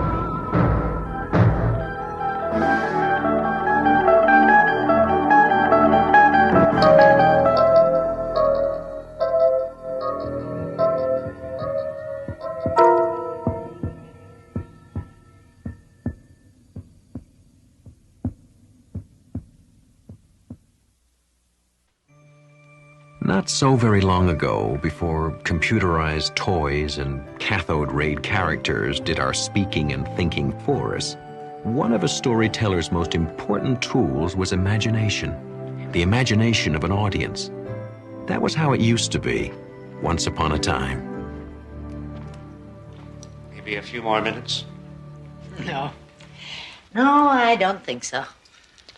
I'd have thought, on a day like today, usually this time of year they arrive in herds. Used to be. Oh, it's all right.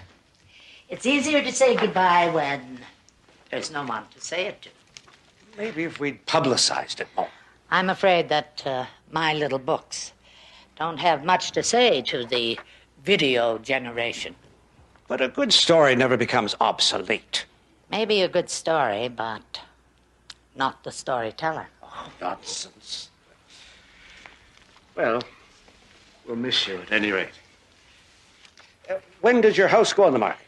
Next week. Oh, I suppose I should be looking forward to it. My sister tells me that Arizona is very good for aching joints. Is story hour over? No, you haven't missed a thing. Oh, good. I'm looking for Hallie Parker. I'm Hallie Parker. Oh, great. I'm Nancy Harris. It's very nice to meet you. It's nice to meet you. Well, what can I do for you? You are a bit older than my usual group. No, well, actually, I'm here to ask a favor.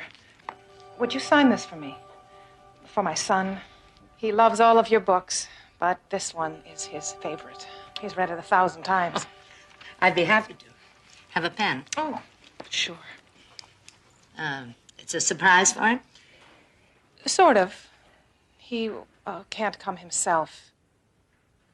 He's not feeling very well. It's too bad. Say, how about I bring it to him myself? Oh, you don't have to do that. Oh, I'd be happy to. Are you sure? Write down your address and your phone number, and I can bring it this afternoon. Oh, he'd be thrilled. Thanks, Miss Parker. I can't tell you how much this means to me. To Brian. Well, I'll see you this afternoon, then, eh? Yes, thank you. Bye. His room is right down here. Brian, there's someone here to see you. Well, so you're my #1 fan.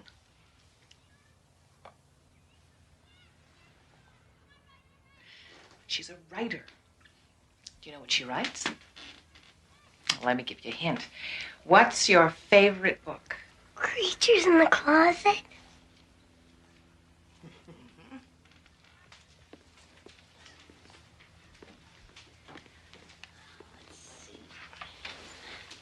Can you read that? To Brian, who I'm sure always picks up his toys and always puts away his clothes, and who certainly never, ever, ever has creatures in his closet. With kindest wishes. What's that? That's me, Hallie Parker. What do you say, Brian? Gosh, thanks, Miss Parker. You're very welcome. Want me to read you a story? I can read. Of course you can. What would you like to read to me? You can if you want. Once there was a lad named Ned who never, ever made his bed. His toys were never in their box. His bedroom floor was piled with socks, and under them was underwear. Who knows what else was under there?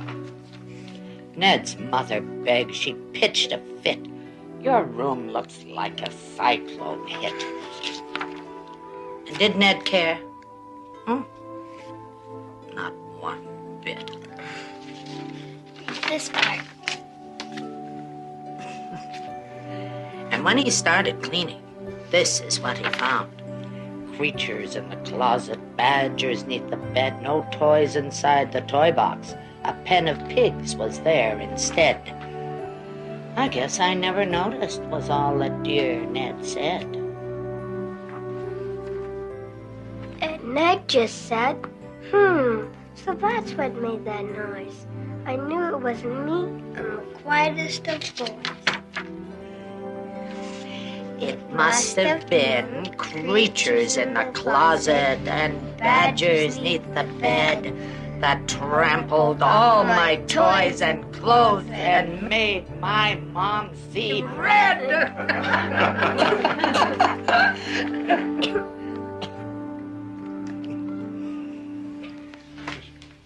He has to go to sleep now. Oh, Mom, Oh, no, that's enough excitement for one day. can you come back again? Well, I don't know, Brian.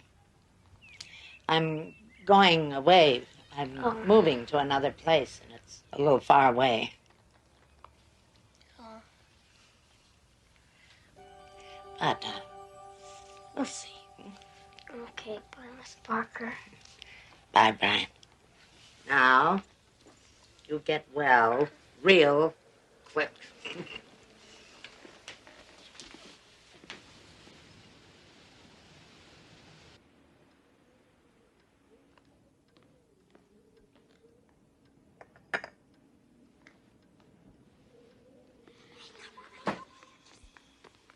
Hello?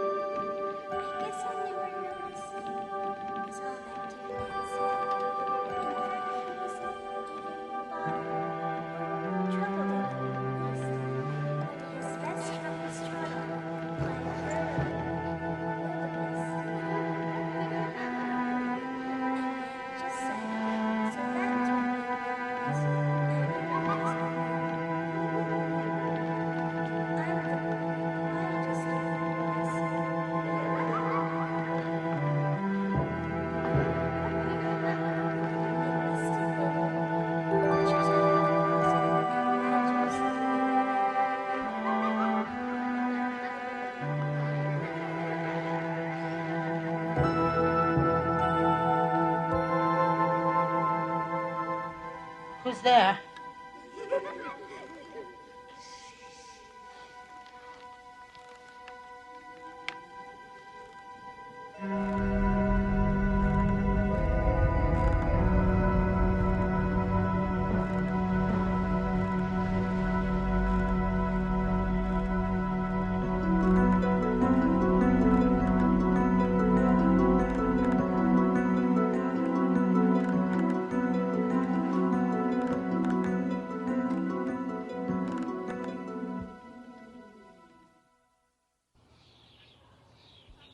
Broker's due here any minute. Young couple. She says they're looking for a fixer-upper. Okay, I guess. The neighborhood children are pulling all kinds of tricks on me, and I... No, Ellen, it isn't. Phoenix does not have a corner on the nice weather department, you know.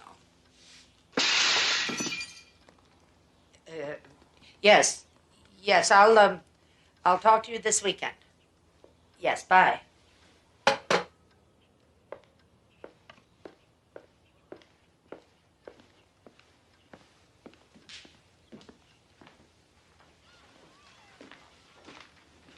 Oh, no.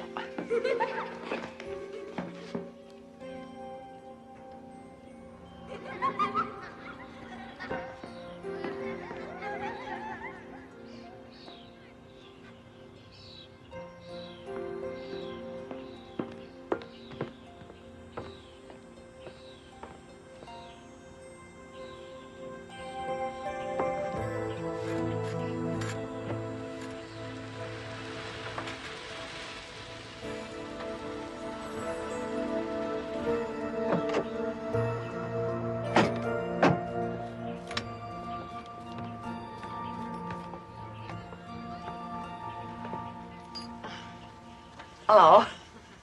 Have an accident? No, just some neighborhood children, so. Does that happen a lot around here? It's normally a very quiet area, isn't it, Miss Parker? Oh, yes. Very quiet. Very, very nice. Anyway, Paige and Martin Glazer, this is Miss Hallie Parker. Well, I imagine that you've knocked some baseballs into living rooms in your day, eh, Mr. Glazer? I've never been one for sports. Anyway, shall we get started?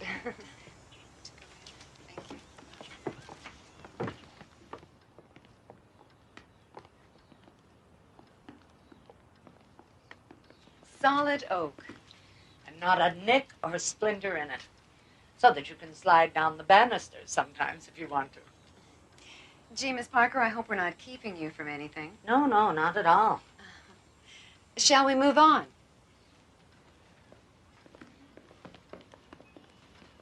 The rooms seem rather closed in. Imagine all of this opened up, you know, with the sun coming in the morning. It just makes the world of difference. I suppose if this dark old furniture was out of here, we could put in that white leather sofa we were looking at. Oh, but white gets so dirty, doesn't it, with children running in and out? That's not a problem. We're not planning on children. Next room?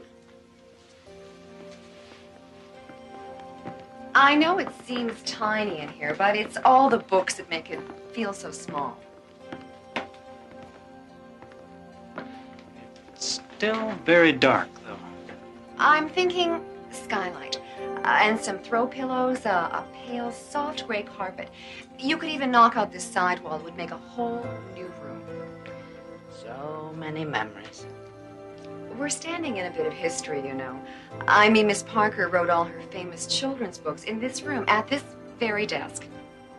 Didn't you, Miss Parker? Oh, yes, Perhaps you're familiar with some of the titles? I doubt it. No? Well, they escape me at the moment, too. Anyway, onward and upward.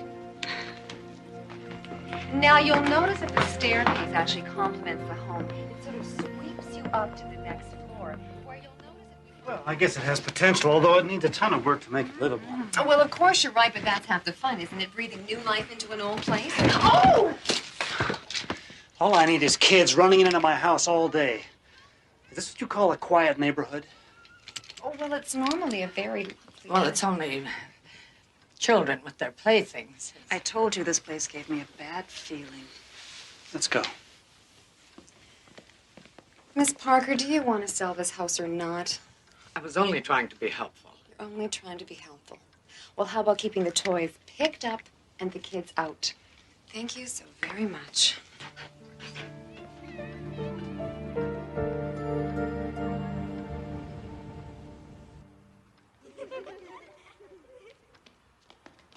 Who's there?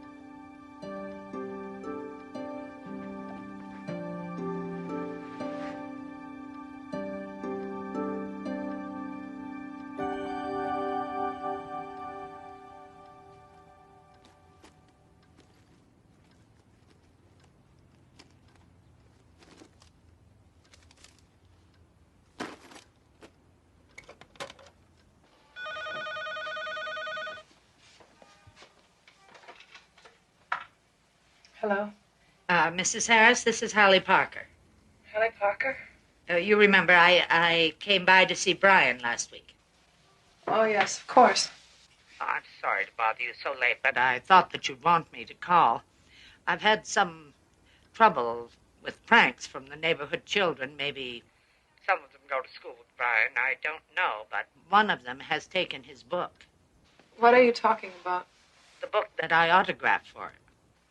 Miss Parker, Brian's dead.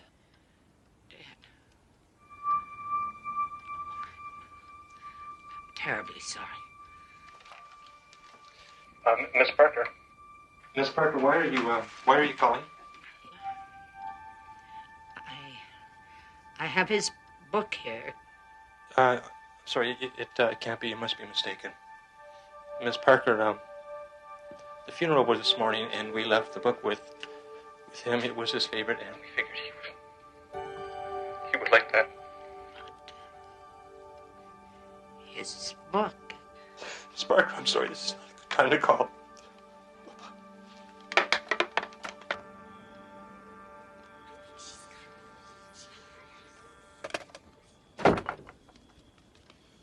Who's that?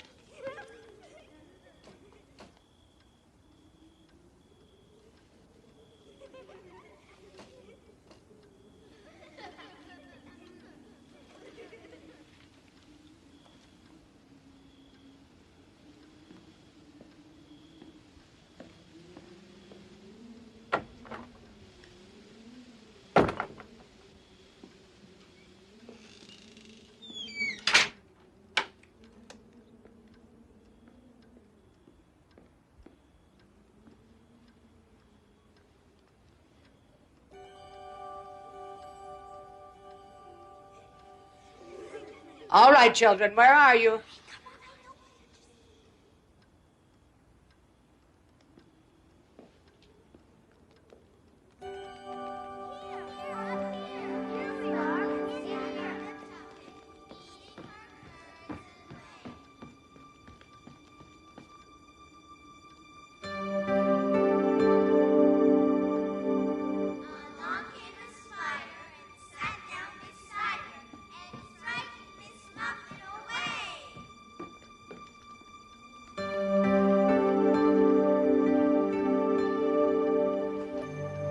Don't go, Miss Parker.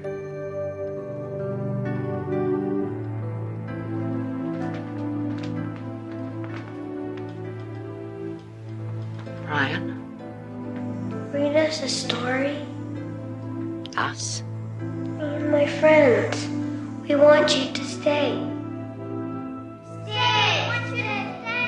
Read us a story. You won't leave us, will you?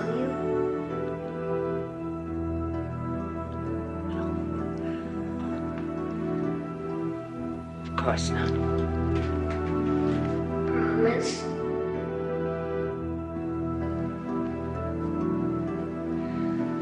I promise.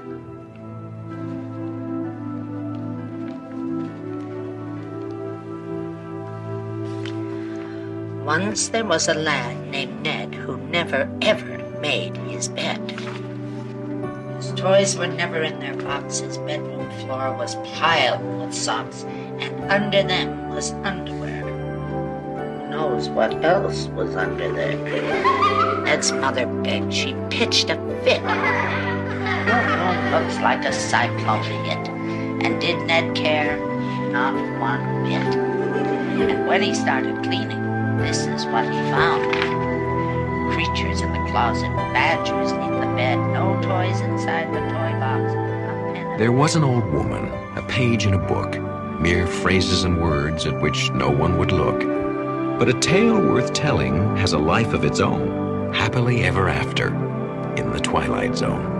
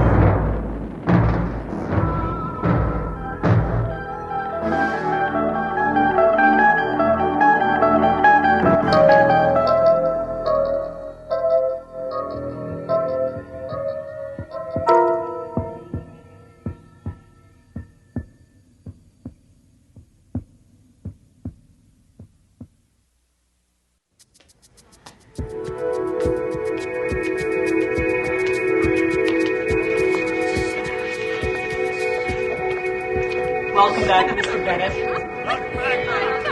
For he's a jolly good fellow, for he's a jolly good fellow, for he's a jolly good Heart transplant right here in our own office. One man, one heart. An obsolete fact of life. Witness Tom Bennett, a man who accepts his new organ as just one more item that money can buy. Okay. All right, everybody. Thanks a lot. That was very nice. Now, let's get back to work. A man who would tell you that the boundaries of the Twilight Zone are shrinking as miracles become commonplace. What the hell is wrong with Spence? Did you talk to him about this building lease? Sure, I gave him input. Why? Look, they want 3 floors, 3 high floors, and always asking Tom, for... Tom, I know I said exactly the same thing. I told him he's practically giving the store away. Now, about last night. Yeah? My compliments to your surgeon.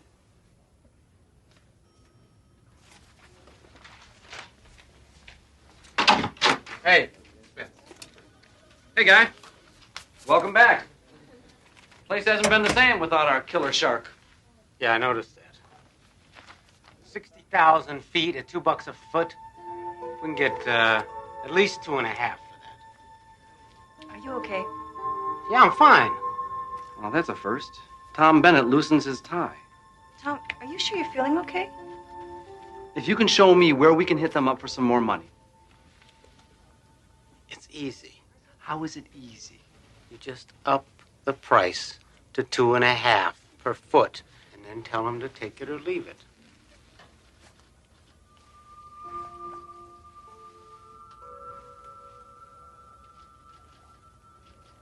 Did you ever own a pair of really good boots? Excuse me? Yeah, the kind of boot that fits around your foot like it's always belonged there.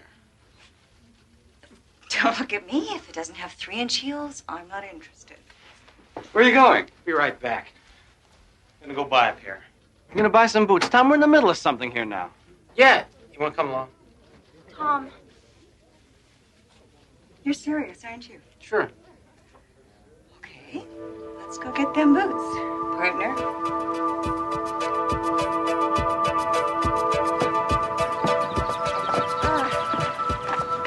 Gourmet lunch? You should know. Come on, let's go for a walk. Okay, what's that? Hot dogs for lunch, strolls on the beach. Tom, this is not like you. But it's great, isn't it? Wait a minute, Tom. I can't go down there in my heels. Take them off. Sure. Designer hose, $30 a pair. Why not?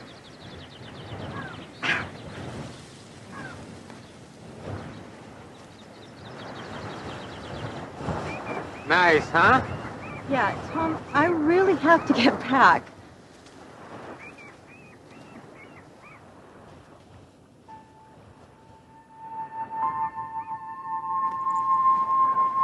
Tom. Hello? That woman. What about her? I've seen her before. Where? You mean here before? No. Yeah. Maybe I have.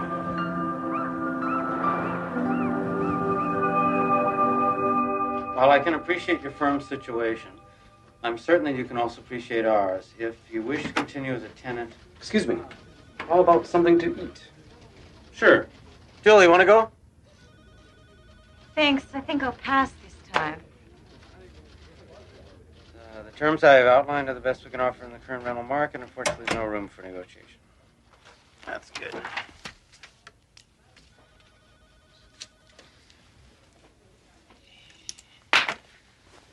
You know, I was thinking this place could use a few plants. Definitely. I'll order some. Let's go. Good night, Mr. Bennett. He used to hate plants.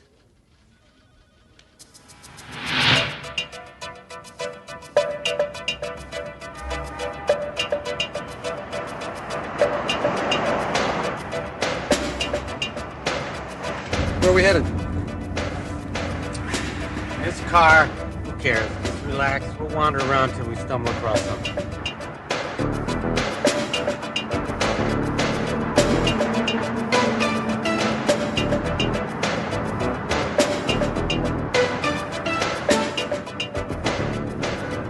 Okay, what's going on? I told you, just wandering. For an hour? Look, I know you like driving this car, Tom, but I'm starving. Hey, bear with me. I feel lucky. Jesus. Now, that wasn't wandering. Tom. I don't know. I just felt like going in this direction. Tom, when you have a heart transplant, it's got to be a shock to your whole system, you know? Did they warn you about anything like, temporary craziness?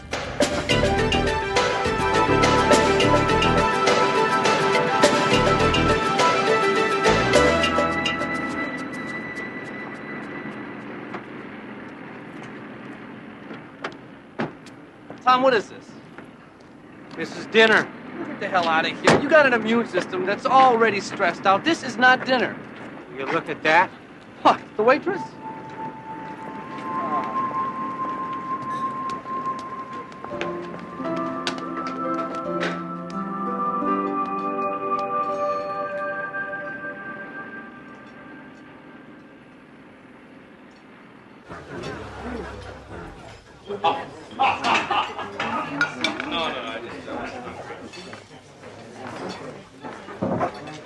What are we doing here?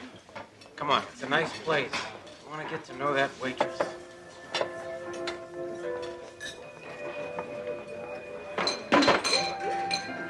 Why? I don't know. There's something about her. It's like she's somebody I want to talk to. Mister, is there some reason you've been staring at me since you walked in here? I didn't mean to make you uncomfortable. Look, this is going to come from nowhere, but will you have dinner with me? No. Just dinner. Honest. Sorry, I'm booked up till Christmas. I'm serious. I think we have something in common. Take a chance. Tomorrow night. Or the next night.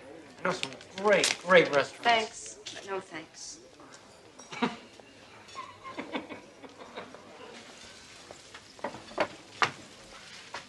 He asked me for a date. What did you say? What do you mean, what did I say? I said no. Mary Jo, you have got to start dating sometime, and this guy looks like one hell of a way to start. Why does he keep staring at me? He's weird. Look, what about Ralph? He'd ask you out in a second if he thought you were available. Well, I'm not available.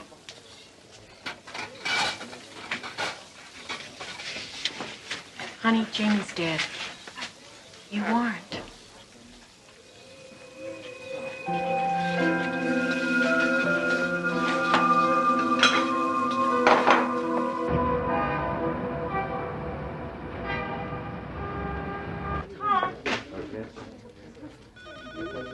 Tom, I want to talk to you.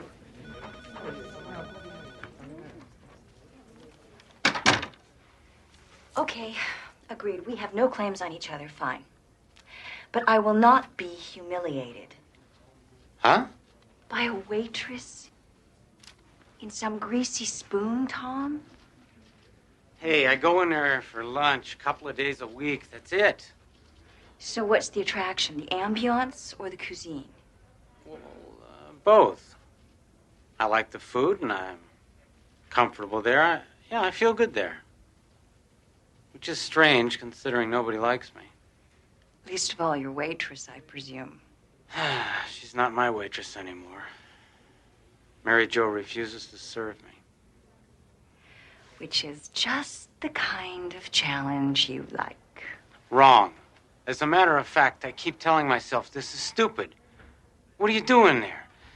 But then, a couple of days later, there I am. Oh, poor baby. All that meatloaf and no love.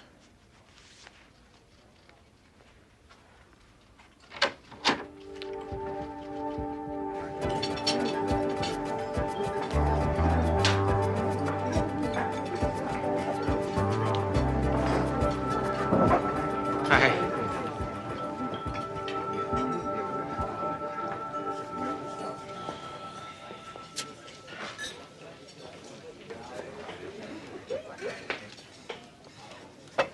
about a piece of that cherry pie? No.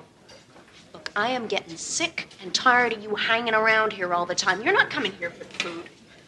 Yeah, it's really not that bad. And the fact is, if you're not coming here for the food, there is nothing here for you. Now, why don't you just go and get in your fancy old car and you go someplace else?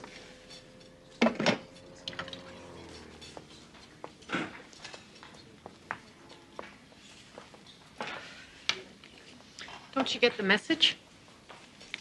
You're not wanted around here.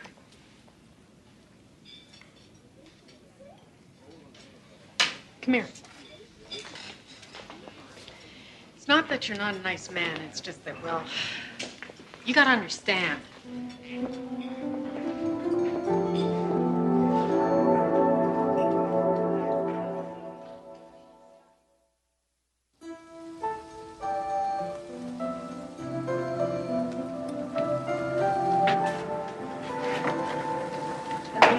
Mark, he's here.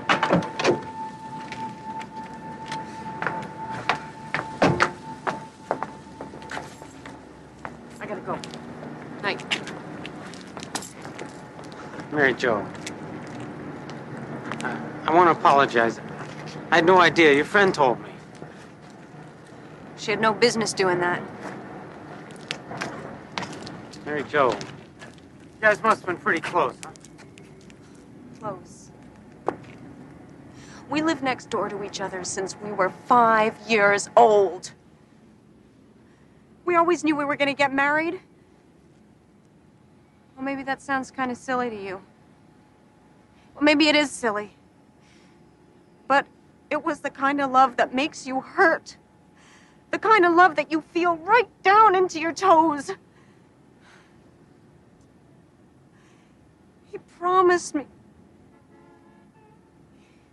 He wanted to wait until he had a good job.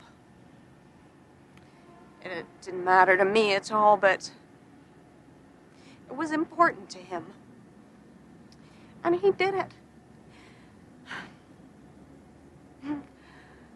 I was so proud of him.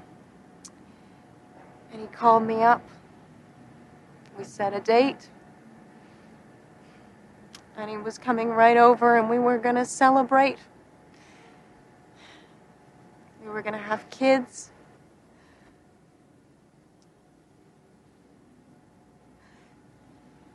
They said he drove off the road. And they took him to the hospital.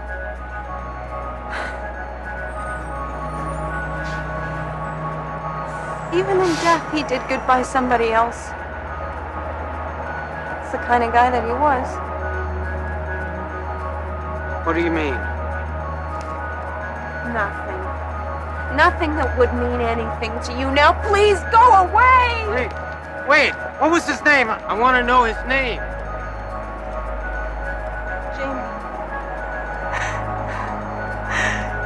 Jamie Adler.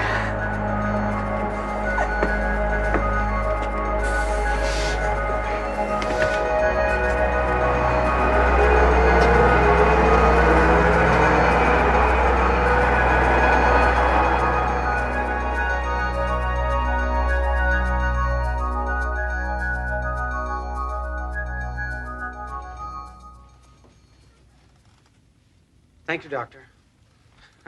Yeah, I appreciate it. Of course. Strictly confidential, I understand.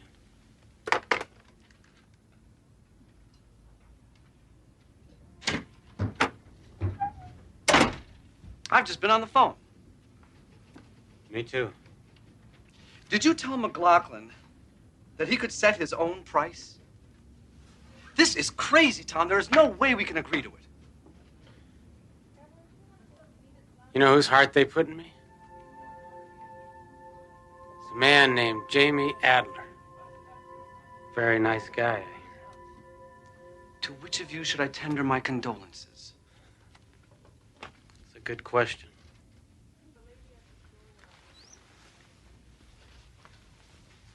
Where the hell are you going now? I don't know. I'm going for a walk.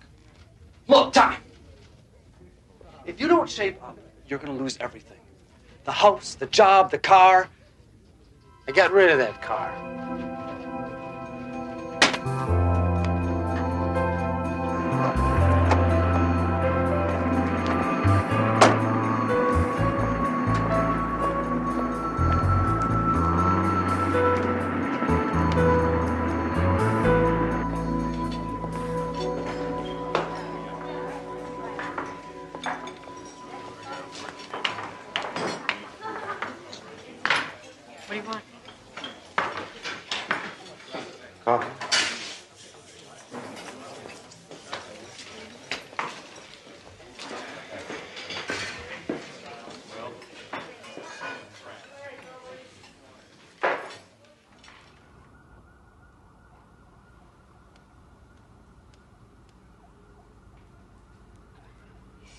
here. Yep, he is. What does he want? After 5 cups of coffee, donut?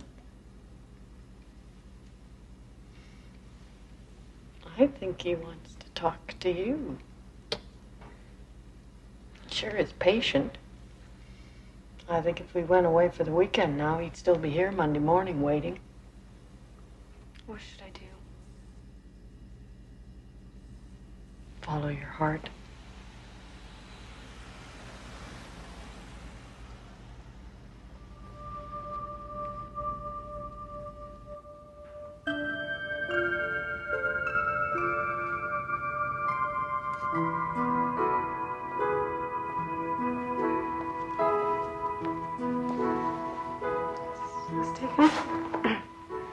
No. Please.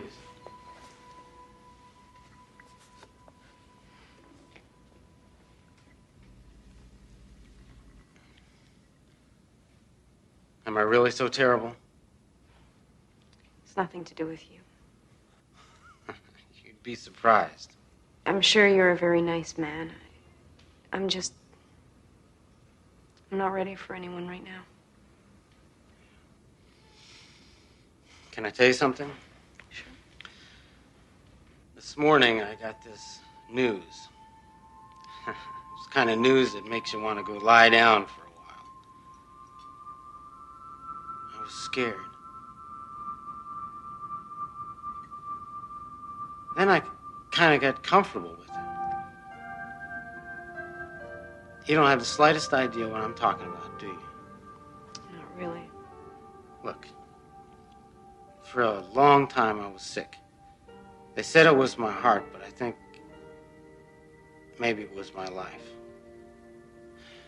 Half the time I didn't know what I was doing, and the other half I did, but I'm not sure which I'm more ashamed of. And now I've got another chance. What do you want from me? Just a chance. Whenever you're ready. I've kicked open a lot of doors in my time, okay? But I'm willing to wait for this one to open by itself. If it does, I'm gonna be there, I promise.